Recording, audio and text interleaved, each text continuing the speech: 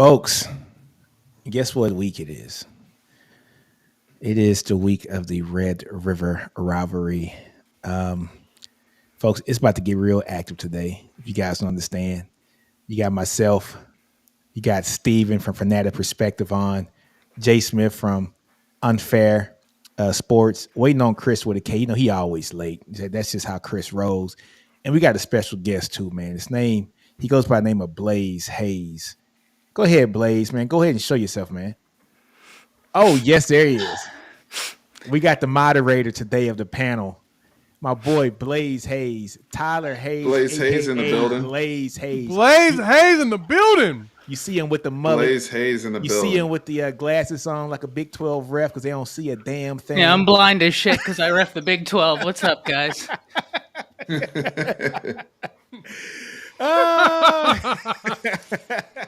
Yo.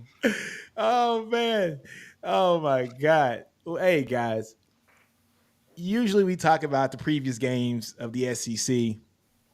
The week recap and the week preview for the upcoming week. We ain't doing none of that this week. This week is all about that Red River. I hate saying the rivalry. Red River shootout, man. I'm bringing it back. It's a Red River shootout, man. We talking about that today. It's about to get real official. Official like a referee with a whistle. I don't have a whistle, but I'm blind. So. Damn. Best rivalry game coming up in college football this weekend. Period. It's going to be on, man. It is going to be on. I wish Chris would hurry up in Dallas butt in. But look, I'm going to go ahead and start this off, man. All jokes aside, it's the first time Texas and OU have come to the Red River shootout, undefeated since 2011, I think. Well, yep. That's the year. 11 was the last time. It's about to get real physical. Oh, my. This is for all the marbles. But look here, folks. Whoever wins this game is not safe because I do believe these are the two best teams in the Big 12 right now, and they're going to meet again. This ain't the last time we're going to meet as Big 12 folks. Oh, we're going to meet again. So when Texas beats the crap out of OU this weekend on Saturday at 11 o'clock in the morning, we're going to see y'all again in Arlington and snatch your souls again. That's what we're going to do. That's what we're going to do. Not seeing shit again. Count on that. And I feel bad because our boy Blaze Hayes here lost a bet, so technically he's supposed to be wearing y'all's ugly colors, and he's got them there waiting for him. Hold on. Hold the shirt go. Hold on. Can I say something while our ref is looking for something and not paying attention? Looking and not finding anything? Yeah.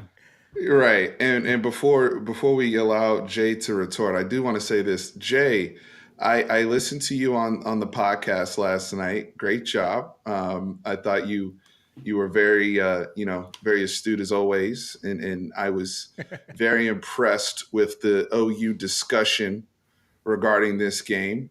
And I can't wait to counter some of the things that were mentioned last night that I found quite amusing. But okay. I do in all seriousness, especially now that we're all friends here, and this is the first time I'm going through this experience with you. Chris is a different story. We've been through this with Chris, and there's no saving him. Yeah, there's no saving Chris him. Is the cousin that you gotta you gotta apologize for all the time, even though you appreciate what he can bring, but you still gotta apologize for him because he's that guy. I love Chris. It doesn't take a man with sight to see that there's no saving him. Wow. No.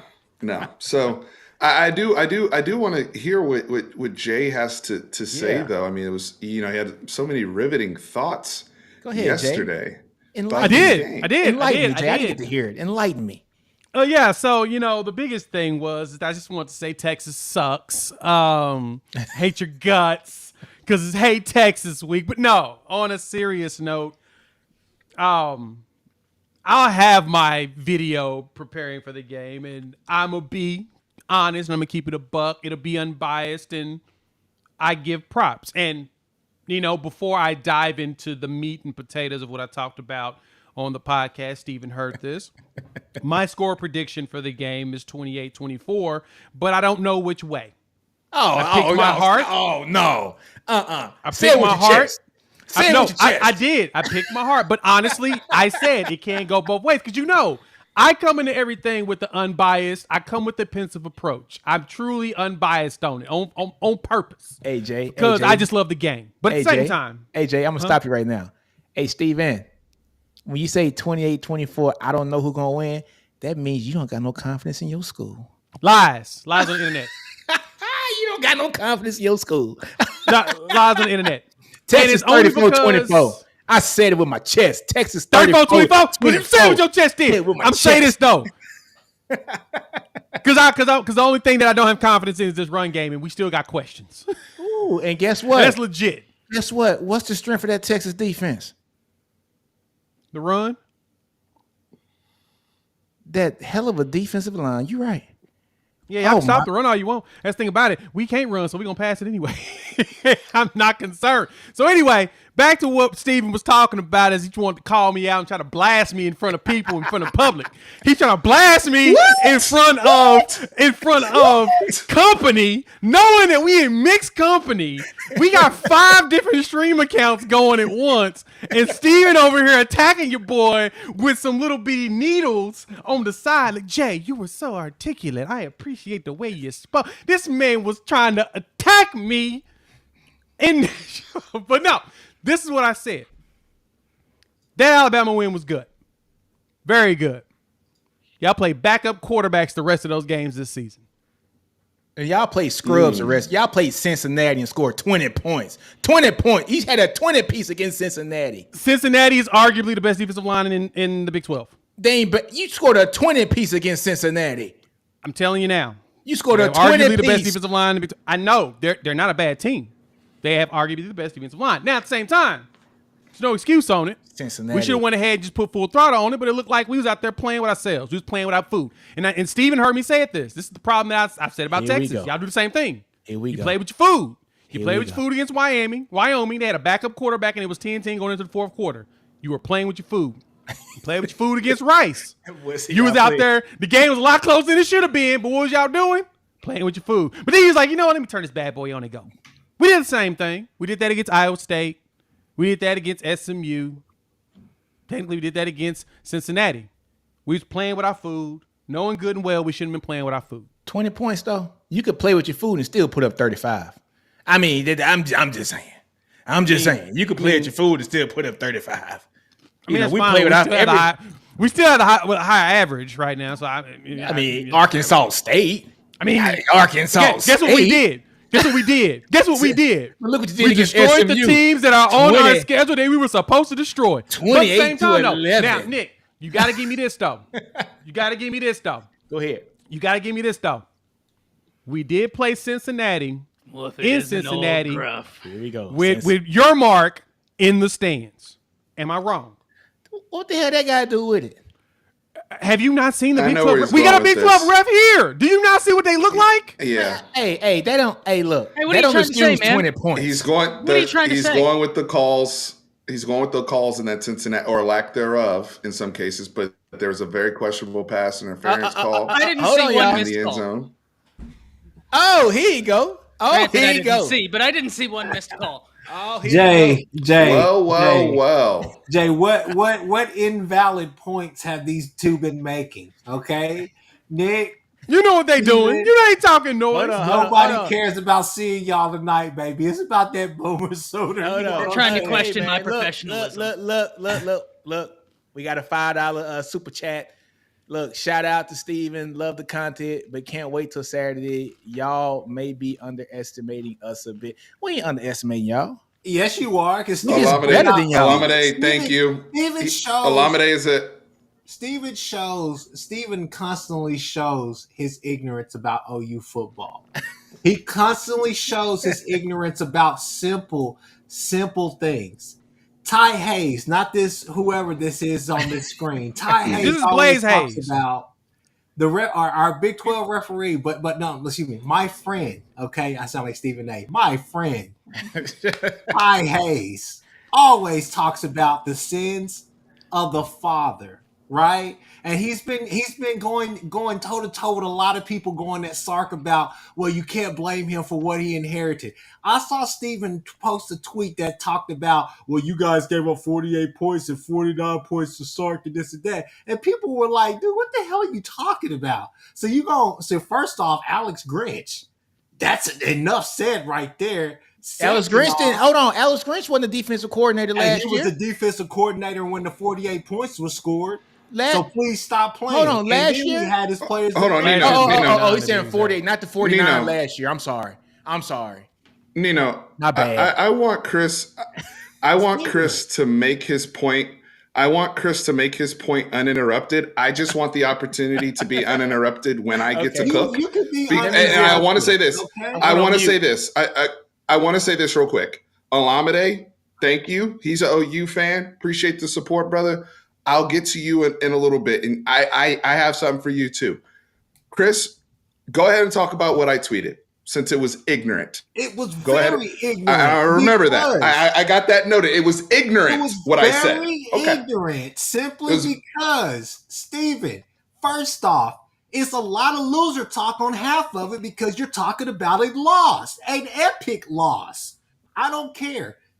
Nick can get on here and talk about transcending quarterbacks or whatever the case may be. He had an OU jersey on, and guess what? We came back and we spanked that ass for y'all. Second off, last year, here we go again with yet another Texas team playing a team that was running a Wildcat and did not have their quarterback. You guys have legitimately faced no one this year. We didn't even know what Milroe was until probably fourth game into the season, simply because now Tommy Rees seems like he has an offensive plan for them. You're coming on here talking about all this stuff, knowing that we ran the Wildcat last year, didn't have the talent that we had this year. First year in the defense, again, I come back to what my friend Ty Hayes would say. You can't blame Venables or Sark in this case for the sins of the father. You can't do that. So hold on now. So can I go? Because he's talking directly. I'm sorry, about Steven. Go ahead, Steven. Okay, so what I tweeted was, and hopefully I can have the opportunity to be uninterrupted as I allowed Chris to spew whatever he just spewed. I'm putting myself on my tweet simply said, what is OU's plan to slow down Sark? I did not talk about win-loss. I did not talk about anything but what is OU's plan to slow down Sark. Now, a lot of people did comprehend what I meant by that. I meant Steve Sarkisian, the play caller, the person that's designing the scheme and running this offense. And all I said is in his first two games in this rivalry, he dropped 48 in 2021 and he dropped 49 last year. That was the tweet. So all that shit you just spewed, you're taking all of that. You got all of that out of that tweet. I did not talk about win-loss. Let me ask you a question, Chris. Is 48 points? If you allowed 48 points, is that bad? Is that good or bad? If you allow 48 points in a game, win or loss, is that good or bad? You're asking me a question? Yes. Okay. Yeah, it's bad with a bad defense with Alex Grinch out there. That's the answer to that question. Go ahead. Okay. Yes, no question. So, with that being said, your excuse was, hey, we have a new coach in 2022. I said, okay, fine. If you guys want to throw 2021 out, sure. Here's why we cannot throw out 2022. Brent Venables was coaching there. And I understand your situation running a Wildcat quarterback. It is not my fault that you're not a serious D1 program and you did not have proper depth in your quarterback room. That is not our problem. That is not our problem that you did not have a QB. Y'all want to talk? It's the irony of hearing OU fans talk about backup quarterbacks. I would throw it.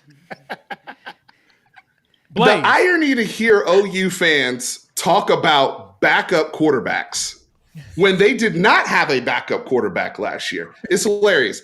And here's the other thing. What the hell does that have to do with the Texas? What the hell does that have to do with the Texas offense? What does that have to do with Steve Sarkisian calling plays? Your defense was still out there. Danny Stetson was still out there. I understand. Okay, and so if you want to go with the first year excuse, then I get to use that as well in 2021 because that was our first year with Sark running that system. We had Casey Thompson out there throwing for 5 touchdowns. Okay. Ooh, Lord, a lot of guys we had out there in 2021 we didn't have. So ref, no, put the flag up. Put the flag up. His points are very valid. You know why? If we could use a little bit of profanity on here, because he's dealt with shit quarterbacks, so he would know how that goes. First off, you and Nick, all 2021, it was a damn crying story. It was a damn shame seeing 2 grown ass men on their channels crying every time that y'all lost. Ripped off 6 straight. So you should know. But what I'm saying is this right here. Excuse me. Let me do this in my Stephen voice. Brother, my brother in Christ, you got to stop talking in parables on Twitter, baby, and just say directly what you mean, okay? My brother. You can't do that, Stephen. It looked ignorant on your part. And then you got Kieran. Where's Kieran at? Kieran, what was ignorant? What was ignorant in saying Kieran, that we scored 48 and 49 points in 2021 2022? What was ignorant about that? Flags. It's getting heated in here. I just want Chris to answer the question. What was ignorant about saying we scored 48 and 49 points? To me, that's factual. Part of it was you know what you were doing. Let me interrupt. What is ignorant about that? That's a statement. Let me interrupt real quick. Thursday night is when the gloves come off, gentlemen. Thursday night, the gloves come off. That's true. What's on Thursday? SEC Connect. Steven, I'm sorry. SEC Connect is not built for the gloves coming off. We talked about this. Guys, we all need Thursday to night. We did. And our ref here can't even pull out his flipping flag to help me moderate this. Why do I got to be the voice of reason here? Why? I shouldn't be, ref. Blaze Hayes, you're fired. I said I was a Big 12 ref. I said I was a Big 12 ref. You're a Big 12 ref. What do you want from me? I'm cosplaying as a Big 12 ref. I think I'm doing a great job. I think I'm doing a great job. I should do your job for you. But anyway, I'm doing a great job. They drop the ball. I drop. Okay, technically you are doing a good job, but that's not the point. Calm down. I'm a fall back. I'm a fall back. You know what, y'all? You brothers are right. I'm a fall back. I'm a cool it. This is a family show. Thank you to all of our. We have a diverse aspect of this. No, we both. No, Chris, we good because like he said, tomorrow is that's where we go fisticuffs. Right now we're being civil. I'm a fall back and I'm a mute. We're gonna talk legitimate, and I got the. All right, we're gonna talk legitimate. Okay, we're gonna talk. All right, pluses first and minuses on both sides. Let's go down position right to quick. position. How about this, Jay? What are the key factors for the OU offense that needs to happen on Saturday for OU to pull off this W? Okay, so if we're going to go with key factors and the things Oklahoma's going to have to do is, one, they're going to have to get the ball to these receivers in space. They're going to have to find a way to do it. I know PK is going to dial up pressure. I'm not stupid to think that Anthony Hill's not going to be in random spots on there. I don't even want to talk about y'all's defensive line because I don't need to. It's already, it's self-explanatory. They're going to be doing and moving weight like they're supposed to. The key thing for this team, though, is we've got to find a way to get these receivers in space. Our receivers are deadly. And is it Watts is probably not going to be playing, or he got a lower body injury? Yeah, you put him with Nick Anderson, 6'4", 200 and almost 10 pounds. It's pretty fast. It's going to be a challenge. So we've got to make sure that we know where Catalone is because we know he's going to try to take somebody's head off. He's going to require a business decision in which we'll talk about our side as well a little bit later. But we got to get the ball in space. That's going to be the most important thing we can do for this offense to be successful. We get the ball in space, swing passes, cross the middles, an occasional deep ball here and there, which Dylan Gable's been pretty good at so far this year. We've got to get the ball in space. Okay, hold on, guys. We got a super chat here coming from Freelance Society. He says, OU fans think their defense is better than Alabama's, ? Also, is JT Sanders still a non-factor? I guess that's a question for you, Chris, but we'll talk about that when we come to you. JT Sanders is... he's a non-factor per Chris. And you also said Jonathan Brooks is a non-factor too. And I think he had Xavier Worthy was a bomb on his list too as well. But look, we're going to get into that later on. It is what it is. We can take fisticuffs, do fisticuffs tomorrow. We can be violent tomorrow. Be violent tomorrow, I don't guys. even, Guys, I don't even let's want all- no smoke with let's- Steven. I want Nick's ass. That's who I want. What you? Let's all- Oh my What you God. want? Bring it. guys, You don't want none of these. guys, You don't want I don't these. even want Let's- Steven. You don't even want this. Steven. I want You Nick's don't- ass. I you want to don't get on want Nick this. all night. Come on, you Let's don't all want none take of a this. let's all take a chill pill and I enjoy will. a nice I will glass embarrass of you, Chris. Don't Shady do it to Mile yourself. bourbon, ladies and gentlemen. You Shady better Mile woosah. bourbon to calm better the nerves woosah. on I this. just let you know. You better I will let woosah. Seth. I I will will let put- Seth handle Steven. Them I two will. got I will beef. put your I ass in want your Nick's place. You ass. mess with me. Listen, You better listen, chill. gentlemen, We gentlemen. can't. Let's We all just sit fighting, around folks. and enjoy a glass of Shady Mile bourbon and enjoy talking to some football. You know what I mean? We got a lot to cover, and I'm sure the gloves will come off tomorrow. If you need a blind ref tomorrow, I'm not sure what good I am, but I'll be there. But I've pulled out 4 gavels for this evening. I am now ready to go. If I need to throw one, we're here. I'm gonna move Todd there to the middle. He's gonna be right there in the middle for everybody to see. Hey, ref, can I make a football point to Go what ahead, Jay man. Go ahead. just said? Is that okay to talk ball? So I completely okay to talk ball, I really. completely agree with Jay's point in terms of if I'm looking at this from the OU perspective, right? Getting the ball out in space. I think that's the scariest position group, maybe the best position group on your roster. You guys could agree or disagree. Is that receiver room? Love what I see there. I love the diversity of weapons, the speed, the raw speed that's there. Very, very scary. Married with a very accurate quarterback, short and downfield. So it automatically presents a challenge. Then you throw tempo in there, and now it's a very, very difficult situation to defend. And you know what, with our secondary and some of the concerns that have come up, I think some things have been rather a bit overblown about the Texas secondary to some degree. When you really kind of consider the performance as well as how many different combinations of guys have played in the Texas secondary this year. But that OU wide receiver room is outstanding. And so, yes, that will be an adjustment for us. Here's where the adjustment will come for OU. Texas's front seven is by far the best front seven that you have faced yet so far. And that is going to be a challenge also for Dylan Gabriel, because Dylan Gabriel, quite frankly, has not faced a front seven like this in his college football career. The best group he's probably seen, maybe Florida State in the bowl game. I mean, like being very honest and candid about this. This is also Dylan Gabriel's first, Red River game, right? And so he's going to have to get acclimated to the emotions of the rivalry and adjusting to that. As the trigger man in a veer and shoot offense, you're making all of the decisions. You're counting the box. You decide when to give. You're the RPO guy. You're making every single decision. Texas's speed and physicality with their raw size and strength will present challenges.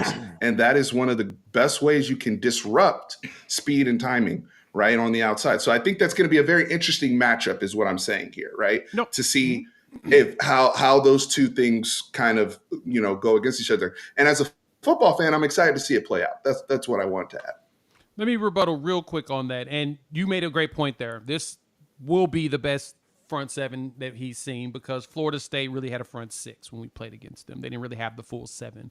And at the same time, the one thing I do want to point out about Florida State, as good as they're playing this year right now, they had their entire roster last year. Nobody opted out, which was, I think they were the only bowl team that didn't go to the college football playoff that did not have players opt out before that bowl game, which I'm still trying. How the hell did they get Jared Verse to come back? How? They hold his mama hostage in a freezer somewhere, something. But we'll go back to that some other time. But you're right. That to me is where I'm ready to see the growth of DG. He's seen a lot of football. He hasn't seen a lot of this Texas type, but he's seen a lot of football. Now, piss or get out the pot. This is where we're at when it comes to that for me. Hey, Jay. We'll see. But you're right. I'm ready to see it play out. Hey, Jay, we got a super chat. I'll let you say that. I'm not going to say that. You Oh don't no, want to say you it? go ahead and say Boomer! it, Nick. Go There ahead, you Nick. go. All right. All Go right. ahead, Well, Nick. Boomer! Come on, Nicholas. Come on. If I may, this is what's so interesting about this game to me, right? Because I agree completely, Steven. This is the best defensive front OU will have seen. This is a different challenge because Texas's defensive front can get it from both the exterior and the interior, especially with how PK is switching up his blitz packages. It's going to be interesting to see how OU picks it up. I think that's where Bedenbow, you lean on his experience. That's going to be something. But the reverse side of that is Texas hasn't faced a passing attack this year as dangerous as this Oklahoma one, right? Like, if Oklahoma's running attack was here, this would be a super interesting game. But I kind of want to hear y'all talk about that as well, because there are two aspects of this, right? Oklahoma hasn't seen a defensive front like Texas's, but I don't know that Texas has seen an offense like Oklahoma's. And I know if anybody says, well, Alabama, that was Jalen Milroe week 2 of this year. They're still figuring it out. Tommy Reese is their great win because that Bama defense, I think, is one of the best in the nation. And Texas took it to them. And that Bama defense was playing well week 2. And the offense played well, too. But I can't say in good faith that the Bama offense is as good as this Oklahoma offense, at least through 5 weeks of this season. So I'm excited to hear y'all talk about that in particular. Hey, Ty. Yeah, man, I want to step in on this one. My only thing with this is, yes, Oklahoma has a hell of a passing game. Not my fear. The problem I have with Oklahoma is they can't run the ball. And if Texas makes them one-dimensional, it's going to be very interesting to see if they can hold up without actually running the ball. I think they had one game this year where they had a person run for 100 yards, and that was against Tulsa. Oklahoma's running game has not been that good this year. And, it just is what it is. So if Texas can make them one-dimensional, I think Texas has a good shot of pulling out the win in this game. I'll step in here on this one right here. First off, Ty, Ty, Steven, even Nick, everybody on here has said it. We run a what? What type of offense do we have, Steven? You always like to say it. VNS, what is it? Beer and shoot. Yeah. Well, you Beer and guys shoot. always say that we just need to stay on schedule, right? Ty, you came up with a stat one time. You basically said, hey, look, or not a stat, but just an observation. You said that, hey, when your first downs are not working, when you guys are behind schedule, nobody needs a terrific run game. You want to be solid in the run game. It would be nice if Gavin Sawchuk could be the breakout star that we all think that he can be, that we've been waiting on him to be. But at the same time, you're asking them to make it 3rd and 4, third and 2, different things like that, where it's manageable. You're not, even if your run game is not as elite as it's been in the past, you're asking them to stay on schedule, keep us, in really good third down situations, opposed to being in 3rd and longs, 3rd and 12s, different things like that, where it's obvious pass plays, obviously. So I feel like this offense is explosive. The only downfall, I mean, really the only big thing that I have is just, I don't necessarily think that it is offense and defense, all the rest of the stuff y'all want to talk about, but it's really going to boil down to PK. What Levy are we going to get? Are we going to get Levy going out here being too creative, too cute with stuff? Are we going to get PK doing the pre-Gary Patterson days? But I will remind you this. I saw that Wyoming running back hit a hole and take it all the way to the house for like a 20, 30-yard run. And I know he can't be that damn fast to be faster than at every level. Your front 7 and then your safeties as well. He ran right past them. So I'm just saying, hey, it could happen. It's the Red River. Why not? Why not bet on OU's running game this week? But again, I'll give you guys. You guys are talented. You guys are good on defense. Ford is playing really good. I'll give him that. Anthony Hill and his select packages that he has played really good. Been impressed with the interior of your defense. I still have some questions about the edges, but at the same time, Nick, you already know. Who was the first one to jump on that Ryan Watts bandwagon whenever he jumped to Texas? Me. I was the first one to tell you, hey, y'all got y'all a good one. He just didn't. They just didn't have a good plan for him up there at Ohio State because they kept switching every 5 minutes with what they wanted to do with him. And you got to give a kid a vote of confidence at some point before you put him out there on the field, right? So that being said, I think we'll be okay. All right, so super chat I here want from to. Mark Vasquez. He said OU's run defense is horrible. Brooks will eat them. So that's the super They chat there are? today. It is. I want to. That's I want to crazy. address Ty's question. Yeah, go ahead. I want to address Ty's. Yeah. So the question about the Texas defense, pass defense versus OU's passing attack. Yes, that is accurate. There's no look. We're not here to hide behind certain fallacies. The way some people want to act like OU's strength of schedule isn't weak, and that's why there's question marks. We will admit that hey, we have not seen a passing attack like that in terms of this season. However, we just played against Washington in that bowl game. And that Washington game was very interesting because that's a preview of really what our defense is now. A lot of the guys that were out there in that Washington game, Michael Penix on both sides. And it's very interesting because the Alamo Bowl game, as well as the OU FSU game, all four of those teams are excellent teams now that played a lot of their guys, in those games that are now signature players here in 2023. The reason why I bring up that Washington game is for the simple fact of very similar offenses. Michael Penix also being the lefty downfield thrower, explosive weapons. And if you go back and watch that Washington, even though we lost, we held that Washington attack below average on every single metric. He did not throw for 300 yards. I think he averaged like 6 or 7 yards per attempt. That was with Watts, Terrence Brooks out there. Mhm. We didn't have Jalen Catalon then. So we have seen PK have to defend very, very dynamic passing type schemes. Yeah. That was less than 10 months ago. Okay. So all I'm saying is, yes, while we have not seen that with this 2023 version, Mhm. I have at least seen PK have to deal with explosive passing attacks. And I don't think anybody's better than what Washington's doing right now. You could say the same thing for it, with the way you were talking about your defense earlier. The best front we faced, no, Florida State. Come on, man. They basically brought back their entire defense. Jared Versus out there. Granted, our run game was chugging along. Ty Hayes can tell you this. My friend Ty Hayes can tell you this. I came on his podcast a couple of times and I kept saying, that's the blueprint game for us. If our run game is going, that's what we're going to do. You saw Gabriel pick and choose and pick apart that defense whenever he wanted to with Braden Willis and Marvin Mims. But you also saw that run game be very solid as well. But you saw with that talented front that they have and that hard-nosed defense that they have. So why hasn't those the run guys game are back. popped in these 5 games? You said what? Why are you struggling so much to run the football Go ahead, in Jay. these Let him first know. 5 games? Hold on, guys. Hold on. We got another super chat. Go ahead and get. Hey, Jay, I'll let you read that one. Onikuno, that's pretty funny. Steals the goal at the sideline with the ref distracted. Used as an illegal foreign object by knocking out Peebo for the And we got one more super chat here too. Hey man, Shout out Matt to Miller, Sean. thanks for super chat again. He says OU hasn't even played anyone as good as Wyoming. All right, that's the next one. Whoa! Yeah, Whoa! And I You don't know can if go y'all look at saw the it numbers. in the chat to Onikuno's thing. I put in ref stays oblivious.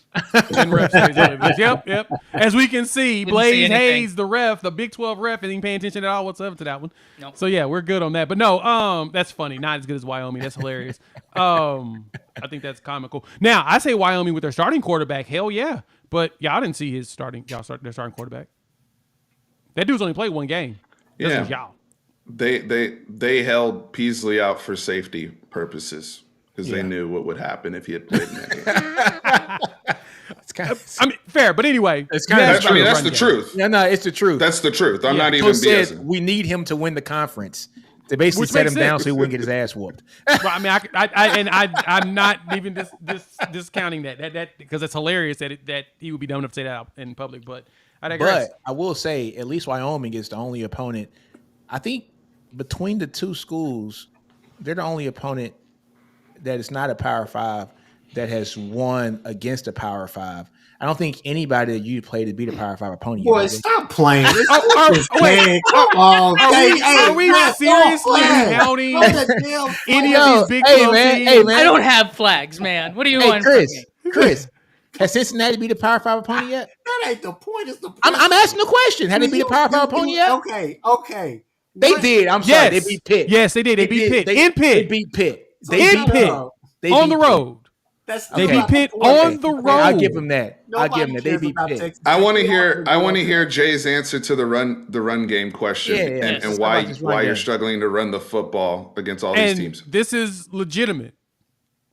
twofold. One, and BV even said this in a press conference last week. Our number one back, Javonte Barnes, he had toe surgery. He has foot surgery over the summer, and it's not healing like they thought it would. So he's tried to play him, but he ain't looked good when he played, and they've been resting him because of that foot. Sawchuk had a hamstring injury going into fall camp, and y'all know how soft tissue injuries are. They linger. And so if you watch him run, he don't look explosive like he did against Florida State, and we need to get that back. Hopefully by the time we play this game, hopefully he rested up and he's ready this week, and if it is looking better, or at least at 90% instead of 75, then I think we may see some of the run game come back. But that's your two-headed monster right there. We watched him run 100 yards on a Florida State defense that was, arguably a top 20 defense in the country. Yeah. We need that to come back. And if we can get at least one of them healthy for this game, I think it's a different story. But I don't think Javonte Barnes is really going to play. I think it's going to take him probably this season to get that foot right. Yeah. That's really it. Now he just got backups. And that's unfortunate. So Marcus, he's so good. So Marcus Magnet to contact major. What's the how do we? There you go. There's your word. You just said him? it for me. Magnet to contact. He everything just goes right to him every time, and he just falls. Mm-hmm. He hasn't been healthy his entire time here, and I love Marcus Major. He just hasn't been healthy. We've synced it. So we got to see if he can get it back. And Tyree Walker is a bowling ball, but he's not fast. We've watched him bust through holes and run. But at the same time, every time Tyree Walker has run for a run over 20 yards, guess what happened? Holding. Ooh. I think it's happened 4 times this year. If anything, you know what I'm interested in seeing? What's that? Bleep these Blaze Hayes type guys are going to look like in this game? It's going to be interesting. Is it going to be a laundromat? That's going to be interesting. or either one of us going to let him play. Get holding calls? Nah. Thank you for the super chat, Mark. Yeah, appreciate so Mark, you, brother. Mark says, I have no idea. What are you insinuating? Mark just gave us a $5 super chat, folks. Dylan Gabriel will need to play the game of his life to get the win. Ewers doesn't have to be perfect. OU loses by 2 TDs. I think 2 TDs is a lot. I think it's a lot. So one hold on, Jay. I had one comment up here I want to talk about. The guy was basically saying that OU hits the deep ball. Texas has been, kind of weak in the deep ball this year, which I think is kind of true as well. So I think that's going to be the game. So this is where I think if Texas makes OU one-dimensional, and I don't think OU will be able to beat them over the top, because Texas won't. If Texas's defensive line can contain that OU run game, then it allows us to drop back our linebackers in coverage a little bit more, allows us to play a little bit more soft, and I think we have an opportunity for you guys not to beat us deep. So I think that is the shot for Oklahoma to win this game. They got to get the deep ball moving. They got to get it moving. If that happens, they got a great shot. My only problem with OU and the deep ball is Dylan Gabriel's arm is like a spaghetti noodle. It's not strong. It just is what it is. Even that throw to BT, so Thompson he was wide open. He was behind the defense by about 5 yards. Gabriel throws the ball. Thompson literally had to stop, come back to the ball 5 yards back, catch the ball, right in front of 2 folks. If he leads them, that's a touchdown. He's still running right now. If Gabriel, he probably is. It's not You're necessarily right. a noodle arm. What it is, and what you can see. He threw it too late. He's going through his progressions, and he saw that way too late. And he's I'll say this: number of times. I'll say this on Chris's. One of the other things is that this is our first time seeing Brennan play. Remember, he ain't been healthy, so that ankle's been bothering him. We didn't know that he was just going to dust the dudes like that. And honestly, that's Chris said. He went through the progression. He should have immediately just threw it. He runs a 10-2. No, you're right. But he also runs off an ankle injury. 10-2 and an ankle injury, that don't mean that you're going to run a 10-2 at that time. Yeah, that dropped you to a 10-5. Let me make this real quick comment about Brennan Thompson. In all seriousness, the moment he fully commits to football, or if he ever decides to fully commit to football, it's gonna be a problem. He's going to be a hell of a football player for you. I mean that sincerely. But right now, with that whole, I just don't believe with what he's doing and the way he's training his body with track and then jumping back and forth. There's a reason why he keeps getting hurt.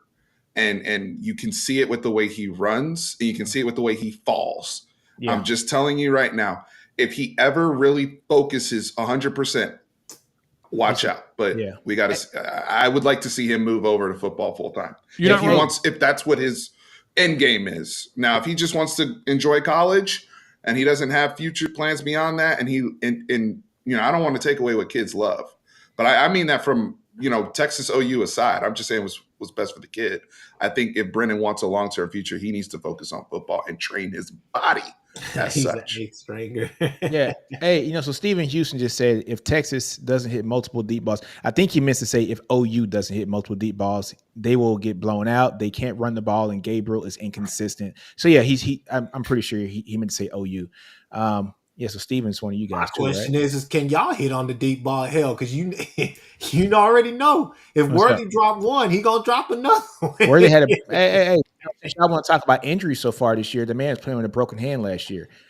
He's caught plenty of deep balls this year for touchdowns, and in some pretty big environments in Tuscaloosa, Alabama. So Environments with an S, but I don't think that's a problem. I think we're gonna be fine. yeah. And we got Adonai Mitchell too. You see, this is where I think the game is very interesting. Last year, losing Nayer hurt us a lot. We didn't have the depth, just like you guys had the depth at quarterback position last year, which I think is crazy for a team not to have two quarterbacks. We didn't have the depth at wide receiver. So when Nayer left, and got hurt, it was the X show. It was the X-Men show. And we had him everywhere. We had him playing boundary, had him playing field, we had him playing slot, and we were asking him to do things that he shouldn't be doing. We needed that boundary guy. We had Casey Kane doing his thing, but Casey Kane is a good player, but we're seeing exactly what a great player in that position and Adonai Mitchell, what that does for this offense. And now we're seeing the best. Man, Worthy had a quiet 93-yard game last week. I didn't even realize he had 93 yards by the end of the game. He had a quiet 93 because Adonai Mitchell had about 115 yards. It was a very quiet 93 yards. But So Nick, this is what I've been saying to you, and I've said it plenty of times about Texas. Y'all outside of Bama, okay? And outside of Bama. And I say that's a very big outside. Now, please finish my point, Nick. Please. Tomorrow, trust me. Outside of Bama. Nick, trust me. Tomorrow, I'm gonna hold your head while I whip your ass with that belt. You don't want none of this. Tonight, let's be civil. Outside of Bama. I'm gonna say this since Blaze Hayes, not my friend Ty Hayes, is on here. Caleb Downs is talented, and I see the strides that he's making. But second game of the season, Caleb Downs was trash. Okay, biting and looking all the time in the backfield, biting on a simple RPO. Shout out to Sarkisian but for that. I'll chill out on that. Y'all tell Ty that I'll still love him whenever he pops back on here. Okay. Second on. No, that's a fair point, but I think that give Sark some credit. I haven't finished my point. Y'all been facing a lot of teams that have been running a lot of zone. Last week, Kansas was running a lot of zone, and y'all ate them up, and rightfully so. Y'all did what y'all needed to do. Y'all took what y'all needed. Y'all been facing a lot of zone, baby boy. At some point, somebody gonna have to play man. Somebody gonna have to say, you know what? I got big nuts just like you. And Worthy gonna blow right by him. I don't know. He's gonna blow right by him. Hold on, guys. Super chat. Go ahead. Hold on, folks. I got two super chats. Mark Vasquez says, "Okay, Gabriel, not Gabriel. Sorry, okay, OUE." And then here's another one. Josh Vacco says, "Y'all put some respect, Wyoming. They beat Tech and App State, who nearly beat NC. They are 4-1. My concern is our DB depth if Watts doesn't play." And I totally agree with that. I totally agree with that last statement. What's up? Well, yeah, I agree with that. I agree with that the last statement. But the Wyoming piece, it was their backup quarterback. He hasn't played all season besides against y'all. And like you said, they didn't want their starter to play because they didn't want to risk injury. They didn't want to risk because they knew what was going to happen. They knew what was going to happen. Well, they knew what was going to happen. They was going to go win 10-10 in the fourth quarter. I want to hear what Blaze Hayes has to say. Go ahead, Blaze. Go ahead, Blaze Hayes. Talk to us about Caleb Downs, and we're going to move on to the rest of the game. Well, look, Chris is 100% right. I talked about that Stark put Caleb Downs in an impossible position, but and I see Stephen G say Caleb Downs isn't like Bowen. Let Sark test Bowen. Sark will test Bowen, right? Bowen is a great player. He's young, right? And Jay says it all the time. Caleb Downs is being asked to play true strong safety as a true freshman, and he got tested as but Steve Sarkisian, he'll test anybody. I'm not saying Peyton Bowen won't be up to the task. Peyton Bowen is an incredible player. I think this is my big question, right? And now I have a question for Jay and Chris, because Chris, I think you're completely keyed in, on what Sark did and how he found success. My question now is this. Harrington has season-ending surgery, correct?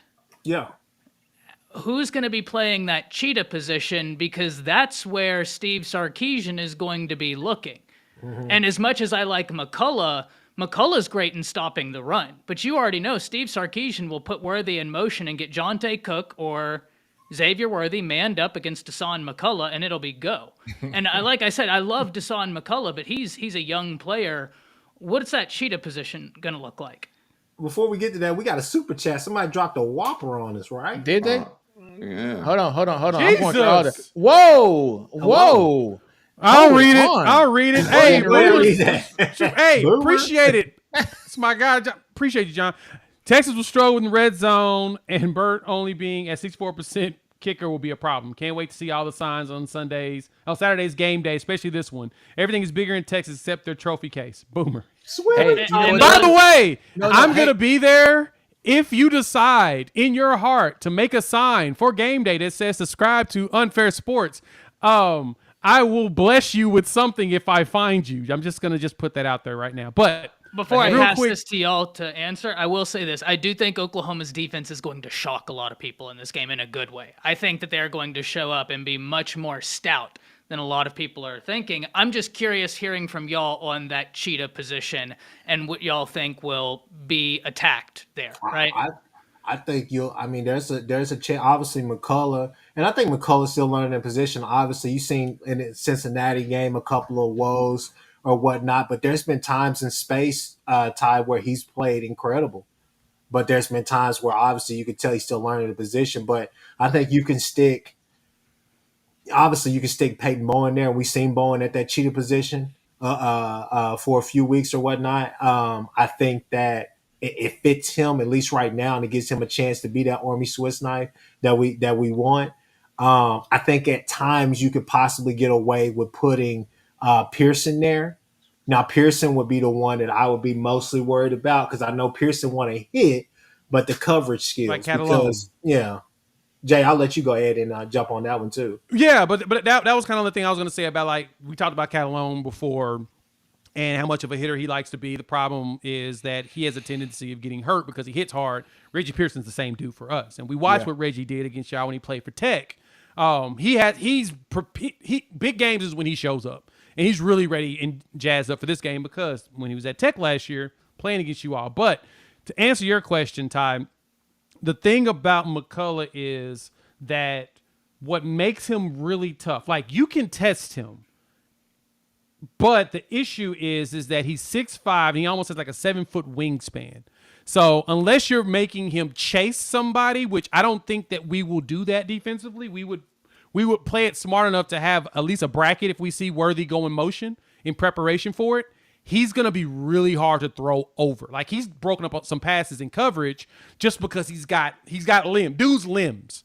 And he's putting on weight to where he's like 250 now. It's nice size at 6'5". He's bigger version of Justin Harrington. He's just not used to playing the role yet. It's basically his first year playing cheetah.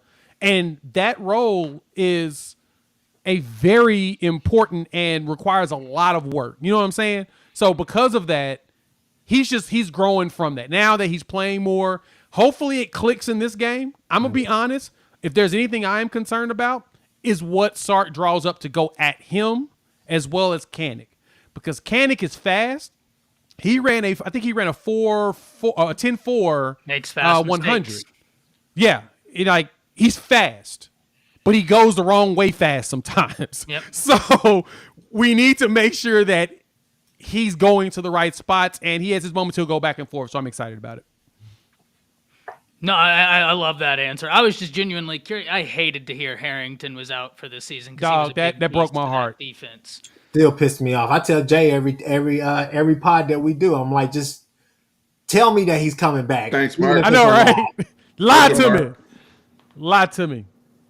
Now, here's another thing we need to talk about, guys. We need to talk about the trenches for both sides because we already got a comment from somebody stating that the Oklahoma rush defense wasn't very good. Wait a Right? second. Y'all hear what's that? up? Is Ty Hayes back or is this Blaze still? No, this We is got the Blaze. mod back. This is Go back. Go Blaze. get your thing, man. Go your thing. I'm sorry to break. I'm sorry to mess up This your is thought. Blaze. I gotta moderate, right? I gotta moderate. But I'm interested because this is one of the biggest games all year. So I want to hear about how Texas, Steven, Nick, how do y'all feel about Jonathan Brooks' emergence? Because that might be the single most important emergence on y'all's offense, in my opinion, is Jonathan Brooks, his ability to shoulder that load. I think it gives the offense direction. And then Jay, Chris, how do y'all feel about what you've seen about the defensive front? Because you know Steve Sarkisian, he likes to run it a lot. He's going to try and run it to get those safeties down so that he can test you over top. We know what he does. Talk to me about how y'all feel like your defensive front's going to try and hinder that, whichever order y'all want to go. Yeah, How go about this? Nick and I'll Steven. go. Y'all Fir- go I'll away. go first. All right, go ahead. Yeah, I'll go first on the Jonathan Brooks front. Third leading rusher in the country. He's been just fantastic the last few weeks, really. And it's, to me, with Jonathan Brooks, going back to the Alabama game, that 7-minute drive to finish the game in the fourth quarter. To me, if you want to look at any piece of evidence from this year's teams, from both teams, the strongest piece of evidence that you can look at in terms of what do I want to put my money on in terms of a team dominating or whatever edge you can give to a team, it's the fourth quarter of the Alabama game against one of the best defenses in the country. I don't care about Milroe. Milroe doesn't play defense, okay? That Alabama defense is legitimate, and they have been showing that. And for Texas to walk off the field and hold the ball for 7 minutes, and the way Jonathan Brooks ran the football and the way he has been able to not only break off the big runs and the big sexy runs and 50 yarders and 60 yarders, but his impact in the passing game, his impact in short yardage, getting dirty yardage, getting us going. I mean, last week against Kansas was one of the first times I've ever seen us come out aggressively running the football on drive one. Normally we kind of start getting a little cute, screen, and then we get into our run game. And now we felt a little bit more confident with Jonathan Brooks back there. And he's, again, third leading rusher in the country. And Estime's played an extra game because Estime played week 0. So Jonathan Brooks, I mean, yards per game might be leading the country. That's how good he's been. Now, when you juxtapose that with the OU run defense, I think OU's run defense is good. The metrics are there. I have seen gaps on film, especially when I look at Cincinnati and Iowa State. Iowa State definitely hit y'all on the outside zone, but as Jay has been, talking about recently, they were able to make their adjustments and clean some of those things up. My thing is this: they have not seen an offensive line or back or group of backs like Texas. The guy Abu Sama or whatever, the gas station owner that played for Iowa State back there running the ball, that's a different animal than Jonathan Brooks running the football. So, I'm just saying that's going to be you reminded me of the brother from Next Friday that owned the gas station that was I know what you're talking about. was That's what I'm messing saying. around This with man Willie. said gas. That's who was running the ball for Iowa State. That's who was running the ball for Iowa State. Now you got a real back you got to deal with, right? So now we get to see, people like Danny Stutzman actually get tested. As Woody Washington said, I'll use a player from your team. As Woody Washington said, this is our first test of the season, right? So now we get to see what they look like run defense-wise. I will say this before I hand to Nino. Y'all's red zone defense is legit, though.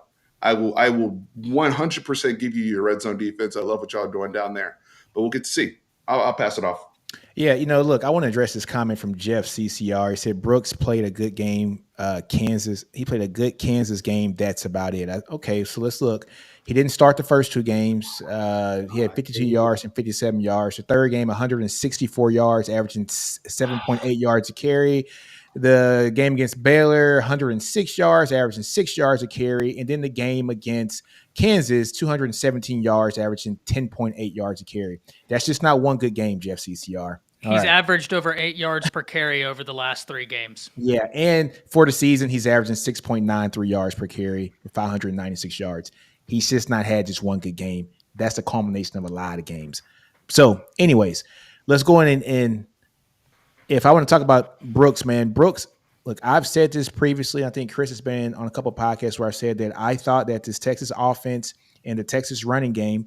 Even though we lost Bijan and Rojo, and Chris got on me about saying this, I said, yes, Bijan is a transcendent running back, but a running back only touches the ball so many times a game.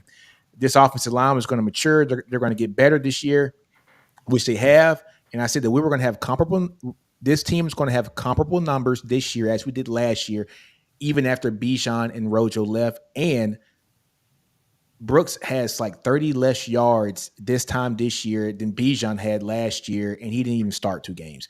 Jonathan Brooks is having a hell of a season. I like what Texas's offensive line is doing. Having DJ Campbell settle in at right guard has been amazing. We're seeing exactly how physical he is. He's a very nasty player. We saw that against Bama, with the vaunted play against Bama that all the Bama ex-players are tweeting about and saying that Bama has lost their will and this team is different. DJ Campbell is bringing that level of nastiness to the game. I love it. And once you see Brooks run, they're running right on that right side behind Campbell and Christian Jones. And when they bring in that second tight end in that jumbo package with Agbo, who's a 6'5", 295-pound tackle who's playing a second tight end, it gets very physical over there. So I'm enjoying what I'm seeing from that line. I think Texas has a lot on that offensive line to help move some bodies. And I'm loving what I'm seeing from Brooks. Absolutely loving it. Okay. Jay, Chris, Yeah, y'all's defensive front is much, much improved. So talk to me about how they're going to go about mitigating that rush. I'll say this to go with that. It's a combination of the defensive front being a lot bigger. This year we have like 6 300-pound defensive linemen. Last year we had 1. That should tell you a lot about what the old regime was doing. The size. Size didn't matter for some weird reason. And now it does. We brought in some bigger guys, some guys that know how to stuff the run, and our linebacker play is elite right now. Like Danny Stutzman's everywhere, and we talk about this before. I mean, he's up there in the Buckets Award conversation. He's got to be. The dude somehow shows up everywhere, and because of that, that's where we have been our strongest. Now, granted, we're one of 2 teams in college football that has not given up a single rushing touchdown this season. Yeah, no, we have not seen a Jonathan Brooks yet, in which Brooks, his coming out party was Alabama. That's when you start to see him as a little bit of a bell cow at the end. You're like, okay, we could probably give him a chance. And then the next game, he decided to go for a run for like 160-something yards. So it was like, okay, yeah, he's probably going to go. He took over the number 1 spot, which is tradition for Texas. And to be honest, that's why I'm not worried about him. This is Texas. If you're not preparing yourself for a run game against Texas, you're an idiot, period. Point blank, hard stop. That is who you all are. You're a team that always finds a flipping running back. You go to the store and you just walk out, and then all of a sudden you look on the ground and you find a knife. Now you got a weapon. You just always have it. That's just it. So we're going to be keeping our eyes on that. But the good thing, though, Ty, as you made mention about our defensive line, it's kind of weird because in the BV defense, our tradition is a 3-3-5. We're running a 4-man down, and we're putting all our big dudes down there, which I anticipate we doing a lot of that, which will force Brooks to make a choice on one of the outsides, which will lead him to big 250 Jaron Kanik, 250 Deshaun McCullough, or 250 Danny Stutzman. You're going to have one of those 3 dudes there. And we actually do something this year we haven't done since like 2011. We tackle. We wrap up, and we don't miss a bunch of tackles. Like, I think we've missed probably 20% of the tackles this year in comparison to what we did last year. Like last year, all we did was miss tackles. This year, we're tackling. And so that's what's intriguing me about this game is what our defense is going to actually look like going against Jonathan Brooks and Jaden Blue and whoever, and CJ Baxter. Is Baxter going to play in this game? I heard that he was a little dinged. Maybe. No, possibly. he's banged up, but he's playing. He's playing. Okay, He's going to that's play. what I thought. That's what I figured he was banged up, but he's still going to play. My point is, He's not 100%, but he's going. we're going to make sure that that's not something that kills us. Now, will Texas get yards? Yes, I'm not stupid. I'm not going to actually pretend like we're going to stop them from doing anything.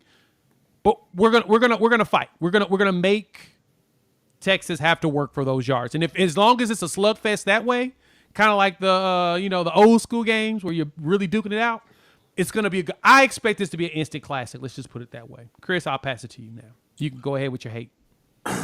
not even gonna put any hate. I'm not even going to give them the time of day with all that bullshit that they spewing out of their mouths. Like, call a flag on that.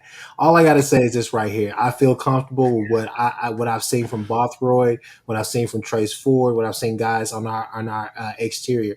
I feel like that's the only place they would really attack us because I feel like Lacey, gosh, obviously I can go Lacey, go Halton, I can go Lalu. I could go Terry. A lot of those guys inside in our interior have been disruptive. The numbers may not be there, but they've been disruptive and really have forced a lot of running backs and a lot of offensive coordinators to really shift what they're doing to try to attack the edges, and it hasn't worked. I think our team speed is way better. I think the variety of the type of athlete that you had. I was there. At the spring game. Jay and Ty can tell you, I came back and I said, hey, look, it's different out there. Why am I saying that? I'm not trying to say that we're world beaters, this and that. I'm just saying that, hey, this team looks different because you have a variety of athletes and you have a bunch of different skill sets out there, real skill sets out there. I feel comfortable, man, with it. I think that Iowa State was the perfect storm for us to see a lot of the crackback stuff that they want to do with the offensive line. You guys have been doing some stuff similar to that in the run game or whatnot. Like I said, I just feel comfortable, man, because I feel like this defense, especially at front seven, and that was an area where we were weak at last year. And I'm not gonna lie, it was y'all were running over some guys last year, but I just feel like year two, knowing the defense, better athletes out there on the field, swarming to the ball, and then man, I hate to say it, but that competitive depth, I mean, it's there. You feel comfortable 1, 2, and 3 coming out there. So all I gotta say is, man, is that it's gonna be a good game, man, a good day. But I think that you guys only really, and I've heard it from Texas fans say it, I think you guys really only lean on the run game if Quinn is struggling. That's not true. That's not true. I heard Texas guys say it. I'm just saying. I'm just saying. That's not. Are you serious? I actually have heard a couple of Texas fans say that. Yeah, those are very uneducated people. Okay, are you listening to fans? Are you listening to guys who actually watch the game and watch film like me and Steven and Homer? I'm not saying. I put it to you like this. I never said any of it's true. Yeah, I just heard people say that. I'm just like, but when I watch it, that's not what I see. What I see, that's not a Steve y'all are trying to be as balanced as possible. Steve Sarkisian is a very balanced offense, and it's always been like that. Matter of fact, I think this team, if I'm not mistaken, it's a 55-45 run to pass team this year. I mean, it's Bama. Yeah, that's what he was against Bama. I'm not going to argue with y'all two about it. I know y'all watched the game. I just wanted to take a little shot. That's a common fan trope when somebody doesn't, when somebody wants to take shots at somebody else's quarterback, they'll always kind of reference the run game all of a sudden. Oh, they like to run the ball when you're uncomfortable. They do that in the NFL, by the way. Like a lot of people do that with different quarterbacks. Like it's the same trope across the board. I have a question for our OU brother in here. Hold on right quick, Steven. We got one thing here from Art Vasquez. I always want to get the super chats out. It says Texas wins. Are we number one? Chris looks good and burnt orange. We got to get past it. It's gonna be a great game. We'll see who wins. It's gonna be a great game. I wouldn't give y'all the satisfaction of seeing me in burnt orange, mother. I'll just let you know. Wow. Oh, we got another one. Texas has too many NFL players not to dominate. Okay. I mean, I think both teams have a lot of NFL talent on it. It's going to be dude. Yeah, that's the thing. I can't knock the way Sarkisian is recruited and pretend like there's not NFL bodies out there. I would not. That would be just being delirious and being a true up hater. I'll do that tomorrow and say everybody sucks and that not a single one of your players will ever step on the football field on any other team. I'll say that tomorrow. But today I'm being real. Hold on. I got another comment. Time out. Well, hold on, man. We got to take care of people who are paying. Nobody, this bum, he keep talking. 26, 28, 11 happened. That's what he said. Okay. I get half forward. Hold on. That's a legit. Right. So how come you guys are allowed to play with your food, but we get hit on so hard about Wyoming? That's the thing about it. That's the thing. That's what I'm confused about. No, Steven, this is the thing. And you've heard me say this before. I ain't never said that it was a good thing that either one of us play with our food. I just point out we play with our food. That's it. That's it. Because the narrative I got for the SMU game was, well, we were working on our run stuff that game, and we didn't even throw the ball deep. Like we were, that was the, and I'm fine with that. It's just like, why can't I have a narrative? I'm just saying. At least when we play with our food, we get at least 30 points. That's what happened in that Alabama-Texas game. Alabama's still playing with their. They don't know that the game is over yet. They don't know that it's done yet. Yeah, that's what happened. We got another super chat, folks. Say Chris's thought process. Hear a fact. Jay Brooks is good. Call it BS. Ignore the fact. Spew some BS. Texas leans on running back when CUNY Ewers isn't good. Dimple wonder. Hey, he got you right there, bro. This is probably a 40-year-old man still trying to tell girls about his dimples that he has. Sit down somewhere and be quiet, please. Like, what? Hey, Chris, he got you right there. He got you on that one. He got you. I just told you. I took a shot. I told you. I didn't hear that. It's kind of good, actually. That was a good one. I'm not worried about it. Hey, because Jay, because he's been calling out Jonathan Brooks for a year. Yes, he really has. Stop playing. Look, Brooks is becoming one of the Texas running backs that we're going to hear historically has been there. And you know, that's the thing. The tough part for Jonathan, which is what I feel bad for him for, and I said this even before the season started, is he's coming at the Bijan. So he's never going to be judged in the proper lens unless he goes out there and rushes for 2,000 yards. Unless he does a Jamal Charles. Right. Unless he pulls a season like that. He has to pull Jamal Charles. Never. Jamal Charles follows Cedric Benson. Yep. And nobody respected him until he ran for like absurd amount of yards. And the next year he wins the championship as a true freshman. Exactly. And that's the thing is that he's not going to get that respect because it happens when you have generational talent come in front of you. I mean, we'll never hear anything about it. It's funny because we won't hear anything like that about Dylan Gabriel. Dylan Gabriel goes wins a Heisman Trophy. People still will say that he sucks. That's just kind of the narrative that you're always going to have because when you come from a long lineage of other quarterbacks that are known for just taking over games and you don't have to and you just methodically win. That's true. You're not going to get respected. It's just, it sucks, but it's kind of just the game, man. It's what it is. Hey, man, this is pretty good. Well, unless if you start taking down giants, though, I think narratives can change. If you start slaying some dragons out there, narratives can change. The question I wanted to ask you guys earlier, though, a lot of OU fans have been harping on Texas has played backup quarterbacks we've faced. Cool. We've harped on strength of schedule for OU. I feel as though the difference, though, is Texas, regardless of how you feel about Jalen Milroe, going into that environment in Tuscaloosa, Alabama, is battle-tested. We have seen this team face real adversity. We've seen this team have to go through some stuff and figure some stuff out on a road, difficult environment, and have to navigate through, and ultimately they were successful, right? So my question is, from an OU perspective, why should I believe that? I personally believe that you guys are much better, much improved than last year. But why should I believe this magnificent jump from last year, considering the way y'all started last season through Nebraska, y'all look like a juggernaut. And then the moment real competition came along, it flopped. Now, I understand y'all are better, but now we're 5 games through. Why should we ignore or disregard the strength of schedule because you guys are? Do you have questions about being battle tested? Before we start on this, guys, I was cosplaying as a Big 12 ref, still am, but because I'm doing that, of course I'm dropping the ball. I have to step out real fast, switch laptops. This one right here is dead. I got to switch to the other laptop. But hey, being a Big 12 ref is hard. What can you do? That is what Big 12 refs do. This man over here flexing. That's the Big 12 ref. Look at him flexing with the two MacBooks. I had to get the wife's computer, and now I have to give it back. So I'll be back. Look at him, Steven, over there flexing with the 2 MacBooks. I see you, Ty. He is definitely a Big 12 ref. Gosh, that is just like the worst. Just leaves midway through. Just midway through as he grabs a new computer. But anyway, to answer that question that you have, Stephen, it's how do I say this? When we talked about Sarkisian's first year there, and Nick, I always lean in on what you stated, and I've said this a few times. I actually said this on the stream literally right before this with one of our OU insiders from 24/7, Colin Kennedy. Y'all can go back and watch that episode if you didn't see it.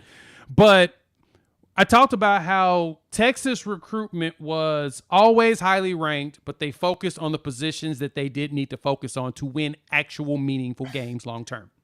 You got a whole bunch of skills guys, but you ain't got that trench.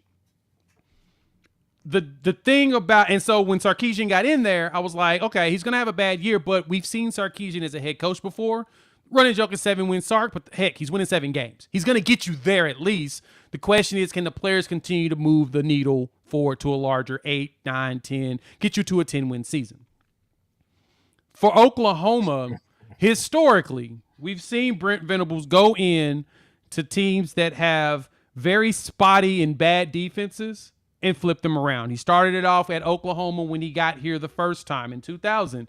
Honestly, this year is very much reminiscent of what it looked like that year. We had a left-handed quarterback that was a transfer that no one believed in, coming off a 6-7 season, and all of a sudden he started to become a world beater. And we honestly did not have a run game that season either. Our run game actually sucked. I went and looked at the numbers. It wasn't good. I think we barely had 1,500 yards rushing, and our starting running back had 700, backup had 300. It wasn't good. But we went through and made the magic happen. Venables built the defense to do what it needs to do to help win those games. Why we won the national championship 12-3. Not saying we can do that this year, which we can. I'm not saying we are, but we can. This year, Venables got here just like he did at Clemson. In 2012, when he got there, they were a 60th ranked efficient defense. Oklahoma's was about 59 last year, even though overall stats, it sucked. He's flipping it, and it looks exactly like Clemson did in 2013 when Clemson started making runs towards national championships. That's why I believe in it. That's why I can say, go look at the man's track record. Him and Sark know each other. They've synced each other a few times, so they understand what's coming across. They know what's coming. BV know what offense is going to come from Sark because he saw it at Bama. Sark know what defense is coming from BV because they saw it at Clemson. So my point is, overall, this is why I say it's going to be an instant classic, is because BV is walking into this with the defense that looks just like what his defenses looked at Clemson. That's the reason why I'm sold on it. You know what's so funny? Well, what honestly what's really ironic. I said on here, I remember I sent a message to Nick and Steven. I said, hey man, it's been a while. Let's do something. I think we got on this summer sometime, early summer, early spring or late spring, something like that. So we all got on, and Nick and Steven were going through our schedule, and they were laughing at the first 5 games. It was some point. You told us, Steven, y'all better win those 5 games, this and that. We did that. Same validation that y'all are won for this one win at Bama, which is a great win. I'll give you that. Same validation y'all are wanting, the same instant gratification that y'all are so desperately wanting everybody in the nation to give y'all. It's the same validation we want for beating who is on our schedule, doing exactly what you said, which is go out there, be better, show improvement, and win these 5 games. And we've done that. We've done that 5 times before the Red River game. We held up our end of the bargain. Y'all held up y'all end of the bargain finally. We're here now. It's going to be a damn good game. All this stuff about 2 5-0 all teams. this stuff about the scales tipping and all the rest of the stuff. This is the Red River game. We came in there with freaking Baker Mayfield, Hollywood Brown, Mark Andrews, CD Lamb, all those guys, and beat y'all by 2 points. It's the Red River rivalry, man. Things are gonna happen. Even in y'all 5-7 season, y'all still went out there and gave us a hell of a game. Yeah, Hold Like, on. it's Hold just, on. it's just. You know what's funny? Like, I Time just out. don't get why we're It's here now. funny. I've heard OU fans mention that 5-7 team, that Charlie Strong team that won in 2015. It's funny that you guys keep harping on that win when you guys we were 1-4 coming into that game. You guys are 5-0. I think he was talking about the 5-7 Sark season. Yeah, he was talking about the 5-7 Sark season. When talking y'all about that came one. in and y'all were But up we didn't win that 28-7. game. No, Y'all were up y'all didn't win 28-7. that game, but you still went out there and gave us a hell of a game. Y'all were up 28-7 to start the game. No, We but thought that even- game was over before half. Okay. I got you. See what I'm saying? But You see what I'm saying? why are you I see what you're saying in terms of anything can happen in this game, but why are we referring to those bad? Why are you comparing a 5-0 OU team to bad Texas teams for your anything can happen reference. Like It's that not to an me anything can signals happen reference. I'll say signals why. an insecurity about No, your no, no, no. 5-0. I'll it's say- I'll not say- It an I'll signals tell an you why. insecurity Hold on, let me get about this. that. Let me get this. If you really want to be real about it, all of what you said is bullshit anyways, because for the past 10 years, y'all have been a mockery and y'all have been terrible, and you know it. 3 coaches, and y'all finally got one that's decent, and now you want to hang on to his nutsack because he went down there and beat Bama. Who gives a shit, all right? Fact of the matter is simply this, Steven. Come Saturday, your ass gonna pay. The gavels You gonna don't pay do what you anything. owe. The Why gavel you so- doesn't. Why you so mad, Chris? Why you so mad? I can't He wait. got turned out of Chris, door. why you So- so I must have mad? said something I tried to give triggering. this man a You pass. did, He you did. No, tried but to disrespect why you me. so I think I mad? said something triggering. But If I may- okay, so That's Lucas If I may. James has got a great Emotional. comment in here. Emotional. You twisted. You tried to Why you twist so it. emotional? Get out of here. all right, Lucas, let me. Lucas Golly. James has got a great comment in here. I'm trying to scroll up to find trying it. to Guys, scroll y'all up are to it. killing it in this comment section. The comments he are- says, I know. I love just it. because you have yet to see them tested doesn't mean they're not capable of winning the game, just like Texas going into Alabama. I think that's a great comment, right? Because this is something that goes back to Jay and I. We just talked about this. We know Oklahoma is a good team, right? So, like, this dancing around, Well and coached, it's certainly not all of here, right? But like you look in one of the biggest cesspools there is for information on the planet, Twitter or X or whatever the hell you want to call it. I don't know. I'm just a Blue big 12 Mountain, ref. whatever they What wanna do call I it. know? When I get on No, there, Ty, who is this guy? Who is Quentin? Keep giving these low dollar things. Get your money up if you don't get in our comments. oh man. god, Jesus. Anyway, Yeah, Shout out to anyway, Quentin. shout out to Quentin for the so- $2. Thank you for the $2, donation, $1. Quentin. What is that? Yeah, so that's a technical real foul. quick on that. Jay, So go real ahead. quick on that. Let one, Jay talk. Steven, Let Jay talk. Steven, the reason why Chris is bringing up those teams is because it will take you 22 years to find another bad Oklahoma team. That's great.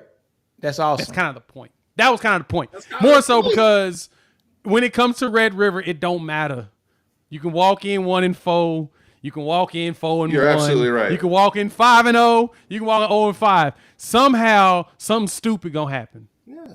Like You guys are 21? allowed to reference games that happened 20 years ago. Then I don't want to hear another OU fan to tell me to stop living in the past when I mention 49-0. It goes both ways.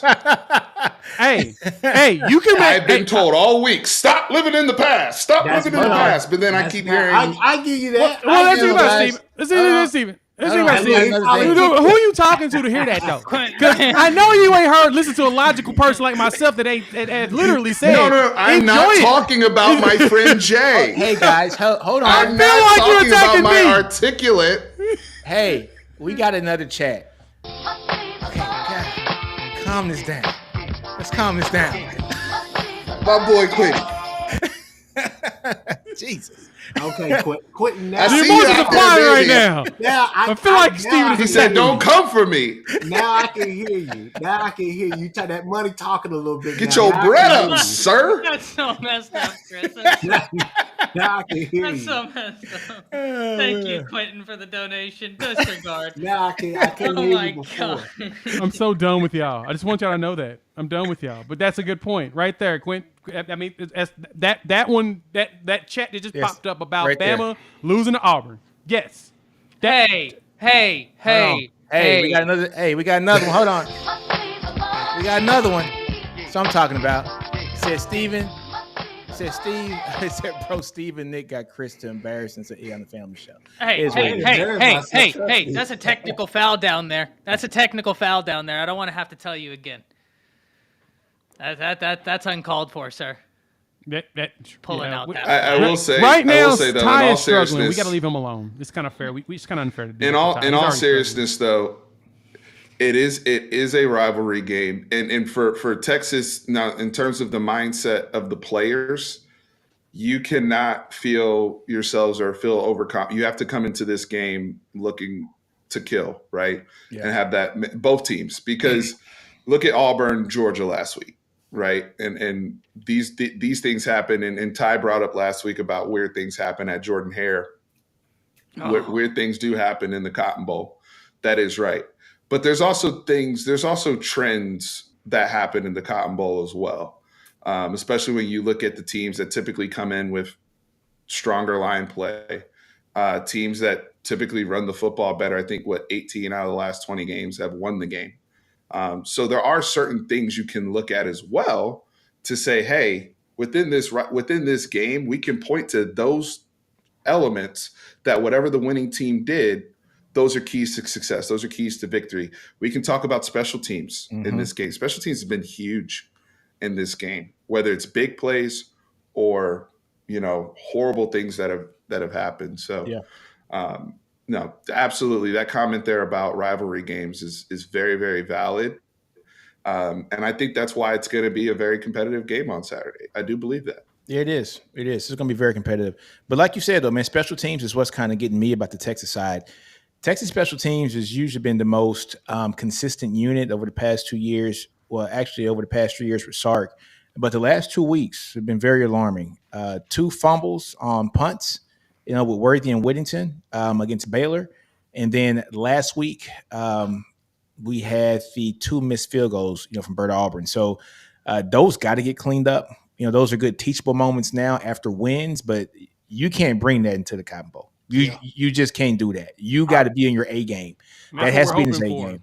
Our punting game has been just about like what's Jay, like it's our punter this year it's a boo boo. It's like shit. I mean, you kind of let us wonder, like, what the hell is going on? It's not that I don't think that we're gonna kick the Worthy on if we have to punt. You guys just gonna shank it to the side? Yeah, I don't know if it's gonna get there. Sometimes we might not make a single kick that direction. Yeah. That's kind of where the problem comes into play. Oh, we got another one. Here we go. Captain 405. We got another one.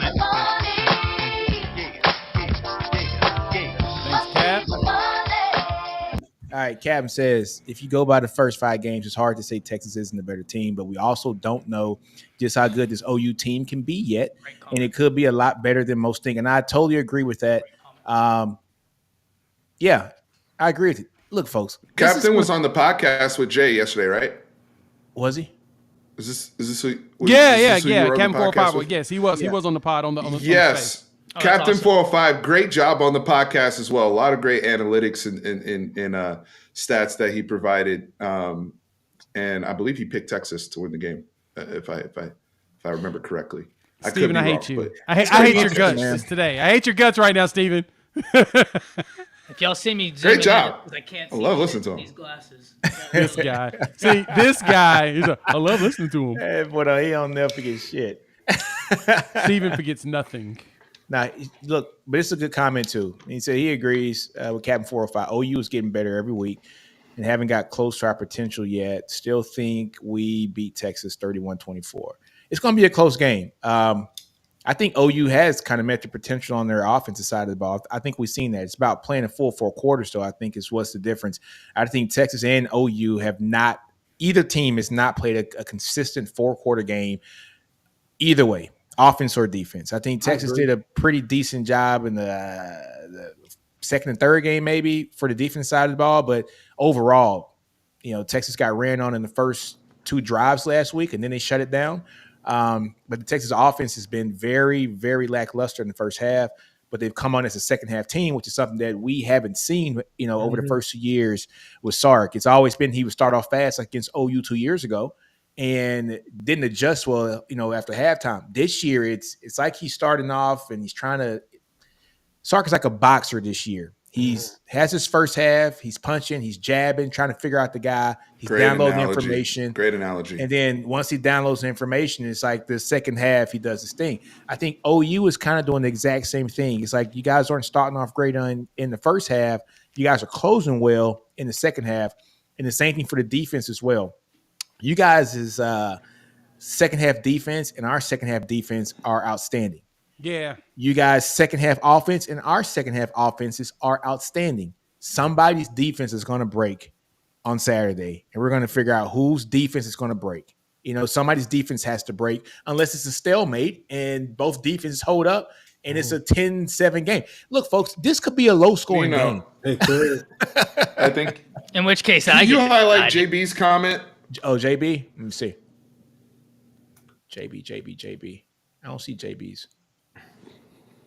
Oh, I see it right here. Texas hasn't reached So their potential or played a perfect game yet. yeah, so just leave that up here because I want to hit on this for a second because this is.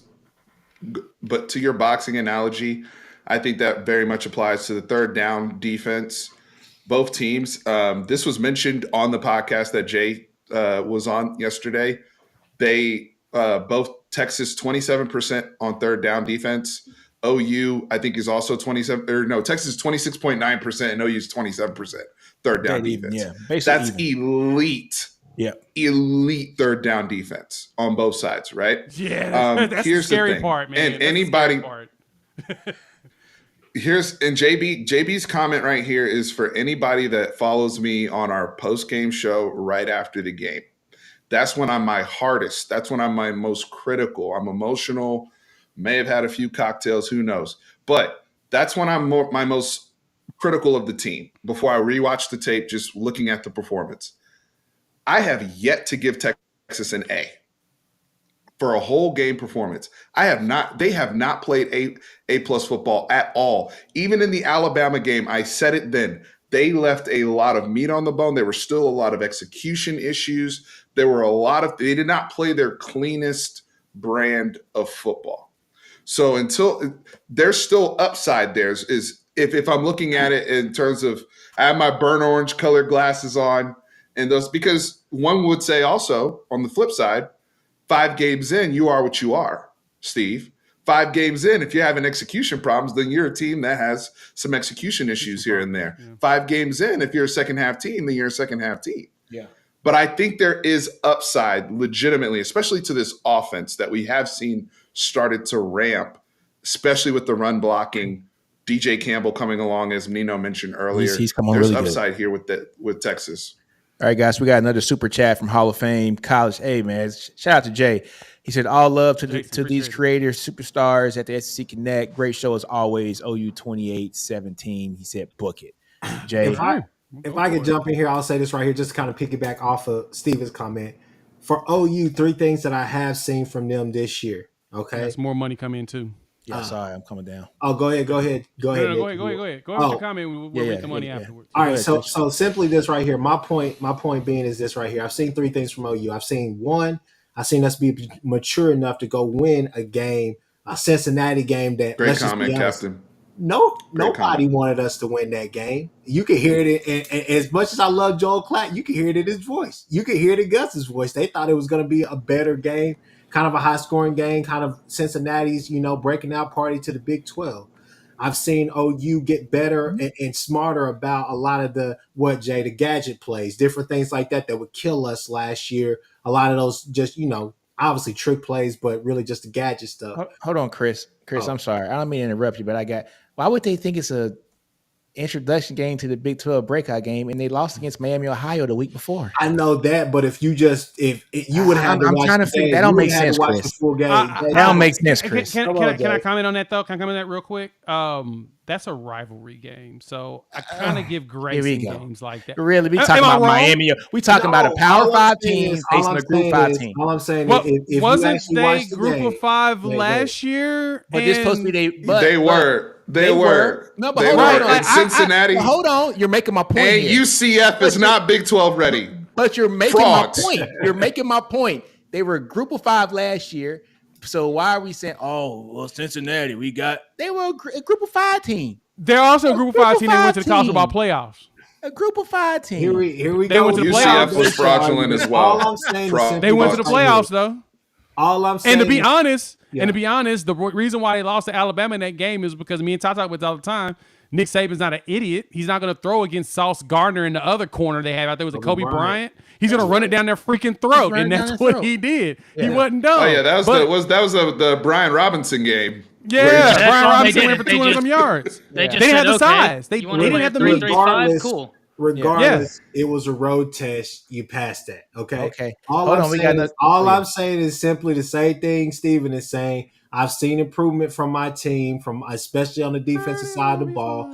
In all of my post games, I still haven't given them an A+ or even an A. I haven't did any of that. I'm just saying that I have seen some things from this defense that is truly encouraging. Not only just the second half adjustments, but just some of the adjustments on things that we got killed on last year, all last year. And those are important things, especially when you look and you think about outside of y'all and outside of us. And let's put the Bama game in our back pocket. We're not talking about that. We're talking about Big 12 play. How many of these teams are going to actually play us straight up and not go out there trying to run some gadgety offense and trying to do something that's just out of the ordinary that we haven't seen on film, that either team has seen on film? You go back to the Iowa State game last year, they're running last week, running a completely different offense. All those teams are going to have to Sark do talked all about these this, two and things. Sark did a whole session about this in his press conference. So you're spot on there. I mean, he talked about, the backup quarterback thing. I know it hasn't just been Big 12 teams, but hey, we prep all week for this, and then they're coming out with an option they're quarterback. coming out with the option quarterback and run a triple option and all this other nonsense that we did. What is going on Jalen here? Daniels wasn't. What offense is this? No, that's right. What I'm saying. You're absolutely right. Yeah. Hey guys, let me get to the super chat right here. So Captain 45 again says, opponent adjusted EPA is a fan of OU's offense and defense, but Texas has strengths that will stress OU's perceived weaknesses. OU has to grow up in this game in order to win. So that's the reason why, for me, I'm not doubting Oklahoma's chance to be able to even win this game, is because, as y'all say, as everyone says, we haven't played anybody, but at the same time, the way this team is built and the way they're playing, they just need to have a big grow up moment, and this could be the game. Like like you said, Stephen, as critical as you are about Texas, I'm just as critical about Oklahoma and a lot of stuff I talk about, and I point out what issues need to be fixed and taken care of. Well, I think one of the other things, Jay, before you continue, because I hear you that they didn't play anybody, but also, like, how did you beat the teams you did play? Right. You know what I mean? And like Oklahoma, y'all are just trampling people. Yeah, we're basically we're 5-0 against the spread, which is very hard to do. I put it like this: when Lincoln Riley was head coach here, we were 50% against the spread. You know that? The weirdest stat I ever heard in my life. For as much of an offense as he had, we were exactly 50% against the spread with him as our head coach. That was wild to me. When I think wow. I think one thing that's interesting, though, to that point, and it's something that Ian Boyd of Inside Texas brought up that I completely agree with, and I've tracked this, especially with veer and shoot offensive teams, whether it's Tennessee, Ole Miss, just teams over the years that run this game, the good teams. One of the things is the scheme that OU runs, because it's this, and this is what I've called, it's a juggernaut mentality. It's, we are going to pressure defense as well as offense with the tempo, and they're literally overwhelming their opponent. So that scheme is designed to make bad teams look really bad. You're going to look terrible if you're not prepared for tempo, if you're not prepared for the deep shots after they've hit on curls and slants. It's going to get a blowout real quick. We ran veer and shoot in 2016 before people realized what we were doing, and we shocked Notre Dame with it because they didn't really. Brian Kelly at that time didn't understand what we were doing, and we were going up and down the field with a freshman Shane Buechele. The thing, though, that happens is when that offense then plays, or that whole system, when you play a good team that understands how to counterpunch and leverage momentum, that's where it starts to kind of even out. See Tennessee, Georgia last year. When Tennessee and Georgia finally met up, and how Georgia was able to use certain tactics to really slow things down, or Alabama, Ole Miss this year, and how they slowed down Jackson Dart in that scheme. Now, there's other things that go into that, and it's not like for like with what Levy is doing, but those are just some examples. So that's why it's really infringing on Dylan Gabriel to keep the chains moving. They cannot stall in this game, because time of possession will become an issue, because on the counter side, Sark is 50-50 running the football. We don't mind hanging on to the football. So we're not here trying to score 1-2 plays every single time. We can, but that's not really what we're designed to do stylistically. So that's where I think there's a very interesting component dynamic here. One thing I have a question for you, Jay, in particular. one thing I've noticed on film is when OU starts to struggle a little bit run game wise, or if you're in the red area and you're looking to score, your most productive run plays have been design quarterback runs Dylan Gabriel, with Dylan Gabriel.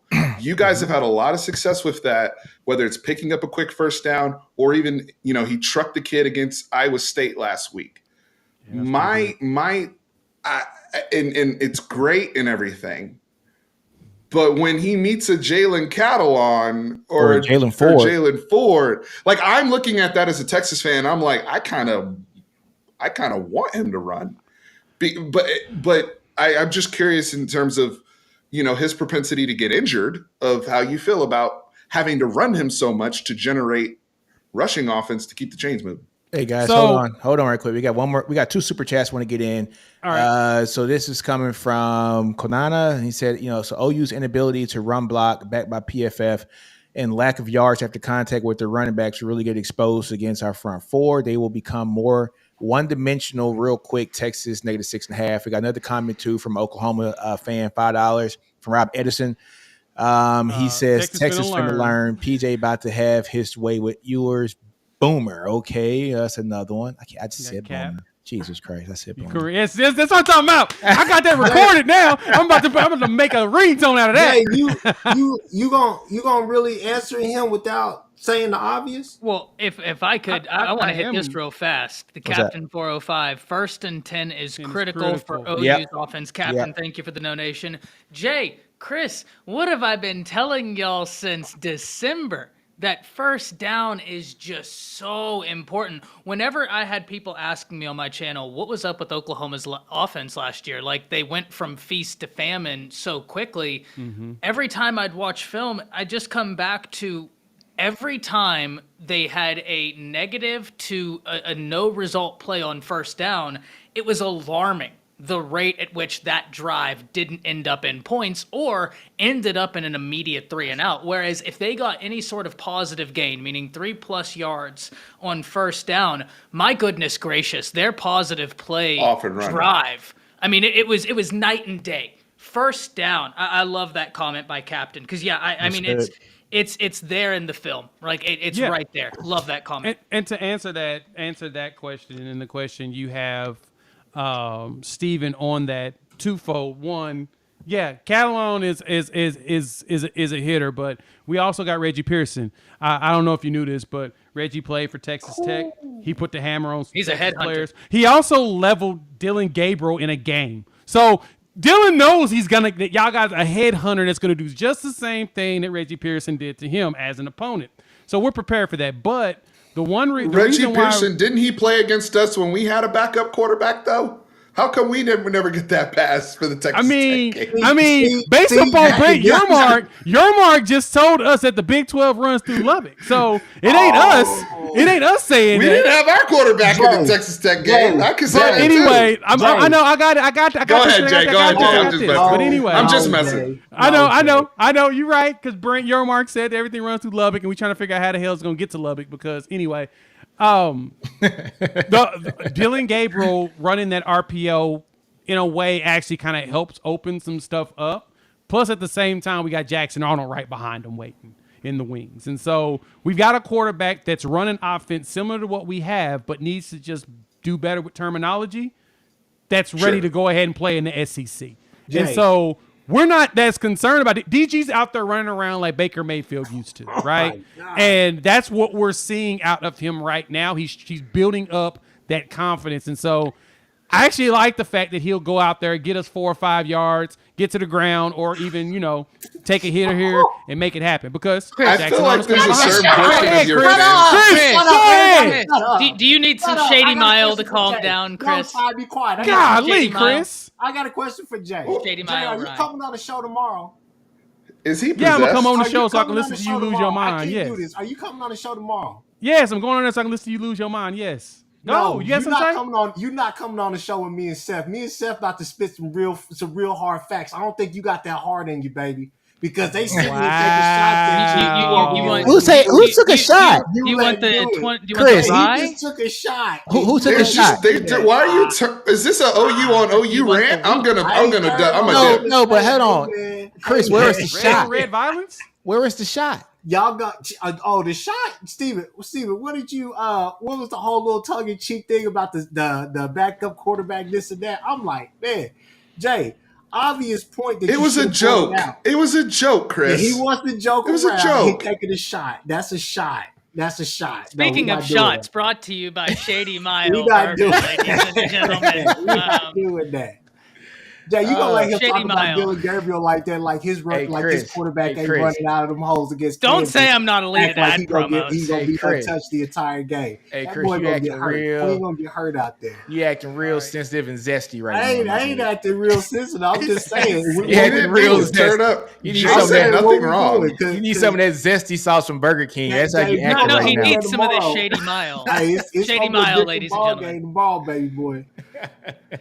I thought Chris was having a seizure. I I was- was I so know. I was- concerned. what's I going was on sitting here? here just It's like, just- what are we doing, man? This dude taking shots at us, Jay. Don't let this boy sneaky with the disrespect. You got to watch Steven. Nick is blatant. No, at this. I was just going to ask Jay. To his point about the backup quarterback situation now with Jackson Arnold and their comfort of running Dylan because they know y'all have proper depth there.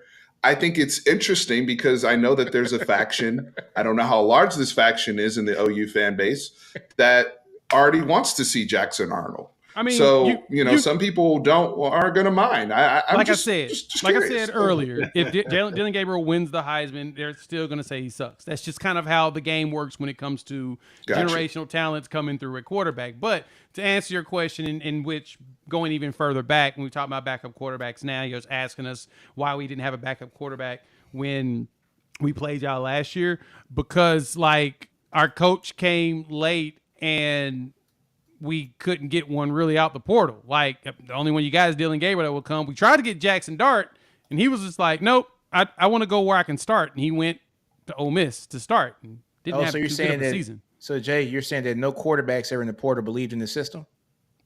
Oh my god! Wow, that was a shot. That was a shot. That was a shot. That was a shot. That was a shot. Nick, I thought we were better than that. I thought we were cooler than that. And you're gonna take a shot Nick that said, you "I'll know take the is low-hanging wrong. fruit." But you know is wrong. It was Now- low hanging fruit, but you know it's wrong. Because you know saying, when I you mean, get so far in the portal, you're said nobody scraping the wants to bottom come- of the barrel. You Now- said You nobody know wants that. to come to y'all school. Now That's look what there was at nobody it. Now there. look at it. You said, Nick Dart, you want to be promised to Nick start finally the took a season. shot and got you triggered now. Now the sensitivity and zest is in the air. See? I tried to warn you. I tried to warn you, Jay. I tried to warn you. And no serious fan, as Eric has mentioned in there, no serious fan wants to actually see Jackson Arnold play right now. Everybody wants to see Jackson Arnold because of what Caleb Williams did to y'all in the Red River in 2021. Now, you know why That's fans why. want to see Right. Jackson? It's the same reason that fans want to see Quinn and fans want to see Nico. Yes. Or fans want to see Arch. Arch. Yeah. You know, Malik it's Murphy. Exact same. yeah, it's because it's the shiny new Malik. toy that we haven't seen play yet, and we got this Exactly. 5-star sitting there, and I want to see this 5-star do some things right now. Quarterbacks are different, folks. They got to sit and season a little bit unless they are freaking amazing from day one, and those don't happen every day, folks. There's very few generational talents. Honestly, Caleb Williams struggled in 2021. There was a lot of games where we was kind of shaking our head, but at the same time, he was just that good that he could just win the game in the end. But at the same time, I can see Jackson Arnold being another Drake May next season in the SEC. Dude is he's good. He's going to be good. Once he figures it out. Once he He's figures gonna it be out, good. he's going to be Let amazing. Ty speed. Chat is seancing Blaze Hayes right now, so we got to get to a question real quick. Which one? Camilo says, you question go. for the panel, who wins if Murphy and Arnold played instead of Ewers and Gabriel? Oh, Murphy. He's more seasoned. He's had time in the system. I mean, that's the only thing. I'm just going by. He has more experience in that system. Jackson Arnold's a true And freshman, that's right? fair. I mean, Yeah, he's a true freshman, I'm just like going off. Arch Manning. That's Look, fair. yeah. Well, It's Yeah. For me, that's the only it's reason. not even about the quarterbacks. It's still the if offensive line. if Oklahoma had a running game that they had that rivaled their running game from last year, man, this game right here, it's already going to be great. I think it's going to be much closer than a lot of people anticipate. But that to me, if you had a true freshman quarterback without a heavy run game to rely on, If Jackson Arnold came in, he would also be part of his own run game. True. He would be required to run the football a lot himself. Right. Exactly. All right. Hey, That folks, we guy's got another one. wild. We got another one. Good Texas Lord. boy says so OU is going to just somehow find a running game and have a QB performance he's never had facing a top 25 defense. I mean, y'all are wishing and hoping we coming Wait, for blood. he didn't OU play would tap Florida out. State? I mean, yeah, he played Florida State pretty damn good last year, folks. That's the Yeah. thing is Yeah, I they get. handled. Yeah. And the other thing is, and I said this earlier, and this is the reason why you can't discount us playing Florida State in a bowl game. Florida State had no opt-outs.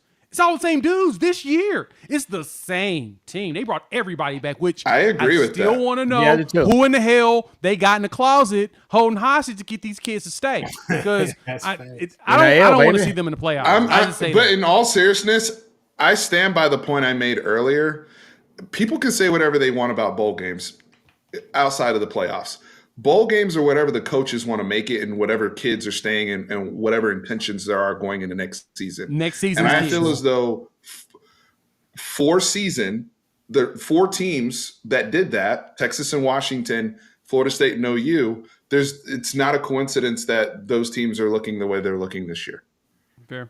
Because of the way that they handled their bowl season, their bowl prep, and the people that were on the field, during those games. Look at this. Sooner in Texas, Nino's doing drugs. Arnold kicks Murphy every day of the week. I didn't say the upside. I said it right now. You're talking about a kid who basically came from prom 4 or 5 months ago, and the guy's been in a program now for 2.5 years. 2.5 years, yeah. So, I'm not saying he might not have the higher upside. I'm just talking about right now. Is that. Murphy healthy? He's healthy now, right? Yeah, he's healthy now. I know he's been healthy. battling it for like the last 2 years. Yeah, That's he had the thing foot that injury and the wrist, but yeah, he's healthy. Mammoth human being. I don't Here's wanna see one him thing on I the will field. say, though. Can he transfer? Here's one thing I'll say honestly, though, as a Texas fan, and this is why I will show some transparency. I am frustrated that we didn't turn up more against some of those other teams To get Murphy because snaps. of this stat right here. Yep. We didn't get Murphy snaps. So he hasn't had a whole lot of work the way Jackson Arnold's gotten work, right? In terms of, that's the difference, yeah. Now he has been in the system longer, yes. And he's been with Sark now, well enough to where we should be full menu if he does have to play. But as we've seen in these games, I remember back in the day, I think Jason White got hurt or on OU or something. And anything can happen, man, where Quinn, it's one play away. We had that happen last year with Alabama, and Hudson Card had to come in there, right? So Malik Murphy has to be ready to play. I wish we would have gotten him more work. Unfortunately, I blame special teams a part of that as well. Exactly. Fumbling punts, when the second team offense is supposed to go out there and get a drive and we fumble a punt and do some dumb stuff and we lose plays. The Wyoming game, we ran 52 plays. The following week against Baylor, we ran 59 plays. And then we run so it wasn't 85 really until and we ran 86 plays against Kansas. That's where we really got work.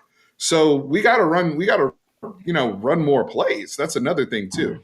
Hey guys, we got a question here for the OU guys. Hey, Chris and Jay, $5 chat here from Dipple Wonder. He says, OU boys in the show, question for you.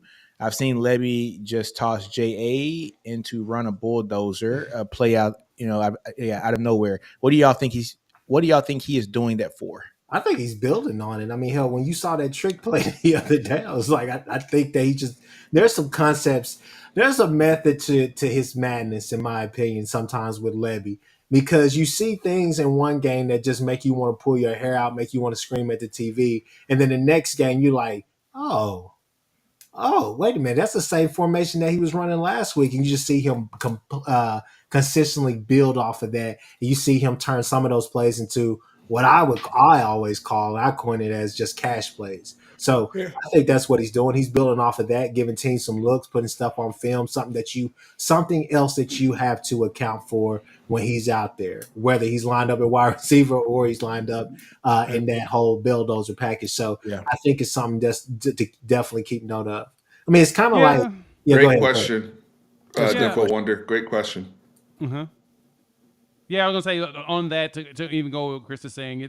It appears to me that what he's doing with Jackson Arnold is he's just getting him out there and getting him used to quote unquote getting hit because Jackson Arnold's going to be a scrambling quarterback. He's going to be a dual threat. He's going to be one of those that's going to run. He ran a ton at high Denton school. Geyer He's in gonna be Texas. scary. He's gonna be Be scary. one of those quarterbacks that's going to go. So if you put him at the college level, he probably going to need to get used to making those cuts, finding those holes, and also taking a hit or two. You quote unquote can afford it this year because he's not starter. starting. You're Yep. not going to have him play. He's going against second and third stringers anyway because everybody else is pulling their starters out anyway. You don't want him to get hurt, but at the same time, this is an opportunity for him to kind of just, test out those waters. He's gotten some throws in, but at the same time, you don't want too much film of Jackson Arnold out there right now because if you do need to play him in a big game, you kind of want people to be kind of curious about what he's really going to be able to do. I think that's what he's doing. It's the only thing that makes sense in my mind. Now, granted, I'm not in the office. I don't know what the hell he's thinking. I'm not up there in the booth with him, but at the same time, it just makes sense to where you don't want to put too much film out there. But like you guys said, you would have loved to blow out some of these teams so Murphy as well as Arch could have just got some run. Just got a few snaps, get a few throws in, get them used to being in the environment of playing in actual games. You want that, and we've seen that with Jackson. So he's also probably he's our most athletic quarterback right now. So that's also probably why they're doing it too. That's a good Hey, question. Nino, because I got to go here in a little Yeah, I bit. gotta head out We're in a coming minute. up on Same, yeah. 2 We've been here hours. for 2 hours, guys. Yeah. But I do want to. I think Sam Shepard's question is really fun. Shout out to Quentin. Quentin, you a cooking you, fool. He said your collar look drunk. He been on your ass, Chris. This is one. How much did you give that last comment? No, CJ Vogel said that same thing, and we pointed out that was a lie.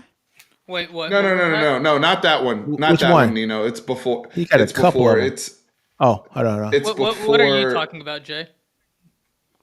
It was a CJ question. Vogel had pointed Yeah, he out talked about in SMU's offense is rated higher than I think it's like 41 or whatever. Yeah. Sam Shepard, name one player, not a big time player, that has a great on offense and defense for each team, each person. I'm pulling up now. It was before Quentin's super chat. We got so many Ooh. freaking.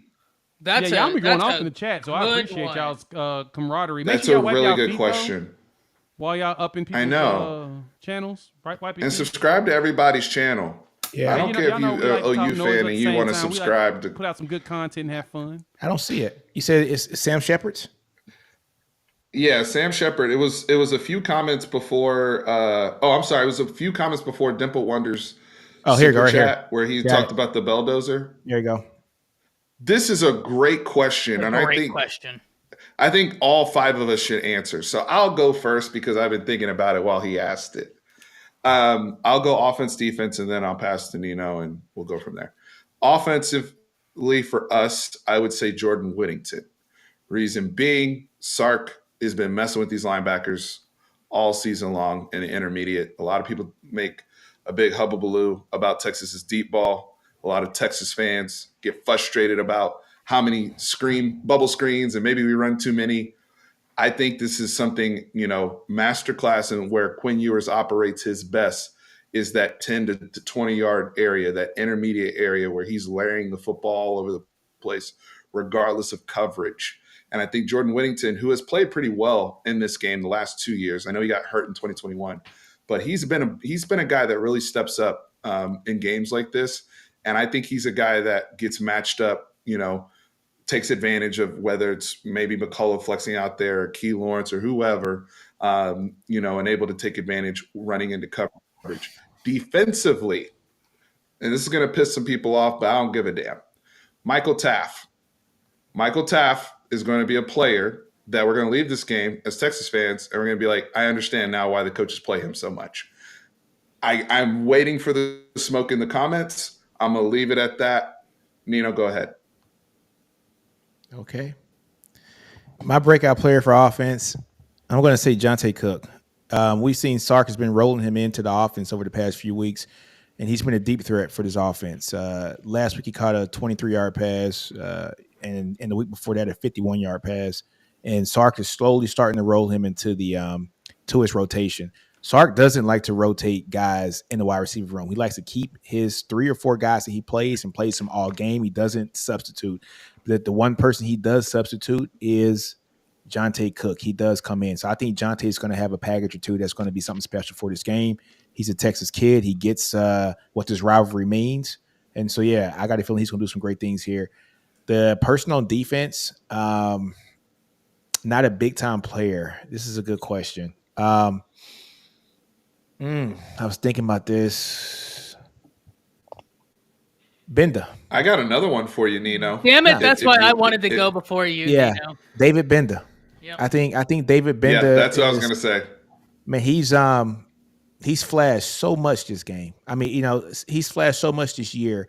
He sat and he's waited his time a lot like Jonathan Brooks has, and he sat behind some guys, like that have gone to the league and Demo, and he's waited his turn. He never transferred out, and he's came out and he's played some great ball here this year too as well. And he's very quick. He has really good acceleration. So I think those two are going to be my two guys here for the Texas Longhorns. I guess I'll go, and I'll kind of, once again, play mediator. So I'll give you 4. 2 from Texas, 2 from Oklahoma. Unfortunately, I'm not going to change who I picked defensively. I completely agree, Nick. Benda's playing really good this year. He's a lot of fun to watch. Y'all's linebacking core, both respective linebacking cores, are playing really good. Ton of fun to watch. So I'm going there, and I think you both have great answers in terms of offense, whether we're talking Cook or Whittington. I think you split the difference. I came into the year super high on Cook. I think, one of my quote-unquote hot takes for Texas this year is that we would exit the year, and Cook may be one of the best offensive players y'all have. So I'm going to go with Cook here. And I say that because I got to watch the young man play several times in high school during 7-on-7s. I've been a big fan of his game. For Oklahoma, I'm going to go Gentry Williams at cornerback. Guys, Gentry Williams is playing really well. He's playing really well. I think the thing that stands out to me about Gentry is the willingness to be a participant in run stopping. I mean, he's coming up with violent intent. It doesn't matter whether he's worried about injury or he's coming up to make the tackle. I think you've got to be really impressed with where he is, especially with the Oklahoma secondary really showing so much growth from last year into this year. So Gentry Williams for the defensive side. Oklahoma offensively. This is where it gets super interesting to me, because I think for Oklahoma's offense, you have a lot of big name guys, but I'm going to give you 2. Nick Anderson or Jaden Gibson, one of those young wide receivers. They seem to alternate which guy is going to have that huge game, right? Like Gibson goes off, Anderson has a great game, or then the next week Anderson goes off, Gibson's right behind him. So those are the guys I think y'all need to be keyed in on. I think there's going to be a lot of players making names for themselves during this game. I'll go ahead and go. One on offense and one on defense that is gonna probably shine. Honestly, I think defensively, I'm gonna go with, because Gentry Williams was my name that I was gonna pick, but we're gonna go from that. I'm gonna say Deshaun McCullough, and I'm gonna say Deshaun McCullough because I think he's the one that's gonna get tested the most by y'all. Like I mentioned earlier, 6'5", 250, wingspan out of this world, and he can jump. He's one of those players. He's got a really good instinct, and the big thing is that even if you try to beat him on some plays, your biggest problem is not really that he's going to be chasing after somebody. It's getting it past his limbs. And I think he's going to really put those to work and really create coverage problems, especially if we run some zone on some of the passes Quinn's going to do as our defensive line tries to get pressure on him, which we've done a good job of getting pressure, but every team we played have gotten rid of the ball at NFL speeds. They've been dumping that thing fast. Offensively, now this one's going to be the struggle for me, but and I don't know if we'll find it, but we may actually get lucky enough that we don't get a whole bunch of holding calls. But I think Tyree Walker may actually show up in this game. He may actually get some pretty solid yards on the ground if his 20-yard runs aren't called back for holding, which I think he's had 4 this season. I think I'm about right. I got to go back and verify. But when he's dipped, they call it back and tell him to take his butt back home. And so I don't think we're going to get lucky enough that the Big 12 refs are going to just screw us over that bad. They'll probably just let us rip each other's helmets off and not actually call anything. So as long as y'all don't get a whole bunch of face masks on them, pulls, I think he'll be the one that will kind of shock us. Now, I don't see him getting 100 yards on this Texas defensive line, but I can totally see Texas focusing on the defense and kind of disregarding the run. because it hasn't been potent this year. And that's where he has an opportunity to get 50 to 60 yards to make PK change his mind and do his actual adjustments too. All right, so I'll jump in here and I'll say all great picks by everybody on here. I'm going to stick defensively. I'm going to stick with it. Ty, I thought that was a good point you made, but for me, Gentry Williams, man, the speed, but we've had speedy DBs in that backfield. But the fact that you have a guy who is now, Jay, but way before I met you, I know Seth and I, when we was doing the show back in the day, we used to always talk about Trey Brown, and we say Trey Brown was like at a crossroads. He said, okay, I got speed on this side. I got skill and technique on this side. I think I'm going to choose the speed. Well, you got Gentry coming in here and saying that, hey, I have the speed, but I really want to be good. I really want to be a really good DB. And for me, that's a guy that I could see being matched up with Worthy, or Mitchell, whichever one is hot, simply because I like Woody. I love Woody. Everybody knows that. But definitely, I mean, Gentry is slowly but surely becoming a star, in my opinion. I also, be honest with you, I know we said not big time player or whatever the case may be. Peyton Bowen, simply because of the different things that he could do out there on the field. He's making noise on, obviously, getting defensive snaps, but special teams, he's made 2 key blocks. He could show up on the stat sheet in a big way. And as versatile as he is, you might see him on the field an awful lot this game. Offensively, Tawee Walker, I thought that was a great point. He's a guy that I'm not saying, hey, I need you to go out there and get me 160 yards running. He's a guy that I'm saying, hey, I need you to keep the chains moving. I need you on these short yarded plays. I need you to keep us in 3rd and 4 instead of being in 3rd and 8 and 3rd and 12, different things like that. But for me, I would say, and it's a name that you heard from us an awful lot, but I would say Andrell Anthony. Last year, a lot of people complained, and you heard coaches, you heard that from actual Big 12 coaches. He's a leading receiver. How's he not a big time player? I'm not saying that he's not a big time player, but you won't let me finish my point. My point is simply this right here, is that when it comes to Andrell It's like Anthony, me saying Xavier Worthy. okay.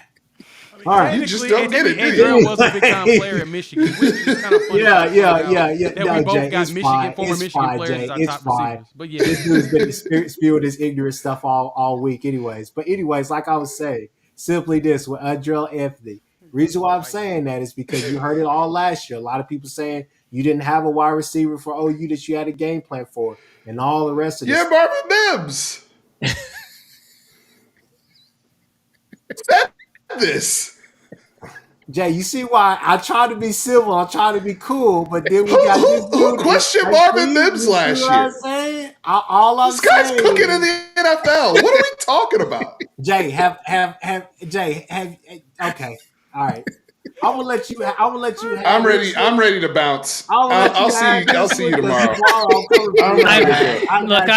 I gave up 45 minutes ago. Ty, go ahead and close us out. You're the moderator. You're the moderator. It's all on you tonight. It's on you tonight, Ty. I don't even know who the hell you named on defense. I was like, this got to be a bug because nobody's heard of this dude. I don't know anybody on your defense. I don't watch no damn. I don't watch no bum ass OU. Come on, man. I'm just saying, man. Tomorrow, both of y'all asses, y'all done. And I hope Quentin and Dimple Wonder and all these dudes are in the chat. Trust me. I got Seth. Hopefully, I got Jay.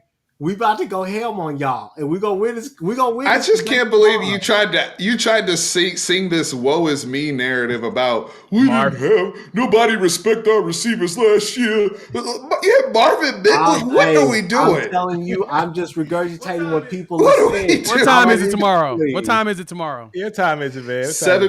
7 p.m. on Fanatic Perspective. The Texas OU Trash Talk special. This is allegedly Seth is going to show up. I just want to know. Let's take odds now. What are the chances that Seth shows up tomorrow? Seth just tweeted out about softball, so I think he's done. It's on Fanatic Perspective tomorrow. The link is coming. Hey, like The Rock said when they asked him where Stone Cold was at. Look, y'all Seth ain't hard to find. He gonna be there tomorrow. All right, we gonna be there. Hey, Steven. We coming. This man Fourth said Down that nobody Podcast gonna be respected in the that second thing round tomorrow. draft pick wide receiver. Okay. All right. Jay, you see what I'm talking about? You see what I'm talking about now? I tried to be civil, make a good point. Now they want. You see what I'm saying? We'll talk about it tomorrow night, guys. Ty, Boy. Blaze Hayes, close us out. Also, Captain 405 said, send a Shady Mile bourbon. Get him some of that. Get him a bottle of that. Yes, guys. As we're all closing out, before we get out of here, been a lot of shots sent tonight, but the best way to end any great evening such as this is with a shot of Shady Mile bourbon. Friend of the channel. No, but in all seriousness, guys, this has been a great night. Heat for This Red is gonna be sponsorship from a yeah. Nick, you coming to the you know game? what it is. Nah, man. I'm in Alabama. I can't come. I got stuff for the military. Okay. He has to What you pretend mean, to be an okay? adult. Hey, man, He's I gotta doing keep adult this damn crap. country safe. Okay, my ass. Yeah, You okay. better be Like, holla lucky at I'm me. doing what I can do. If I don't do what I do, Shut you your can't ass even do your up, job. boy. You in simulations, boy. You ain't. Hey, come on. Hey, man. I think I'm the only person here that's been to Afghanistan and Iraq and had my ass shot at a few times. I think I'm the only one that can say that in the chat. So, hey, calm that down, You're buddy. one of few. It's Calm very that down, true. You're buddy. one of the few. I'm the only one in this 5 here. Calm that down, buddy. You better be lucky I'm getting shot at it. If I wasn't, your ass would be working. So, hey, there it is. We done? Tragic. We're done. That's All right. Peace out. We're out. We out, Holla. dude. See you tomorrow.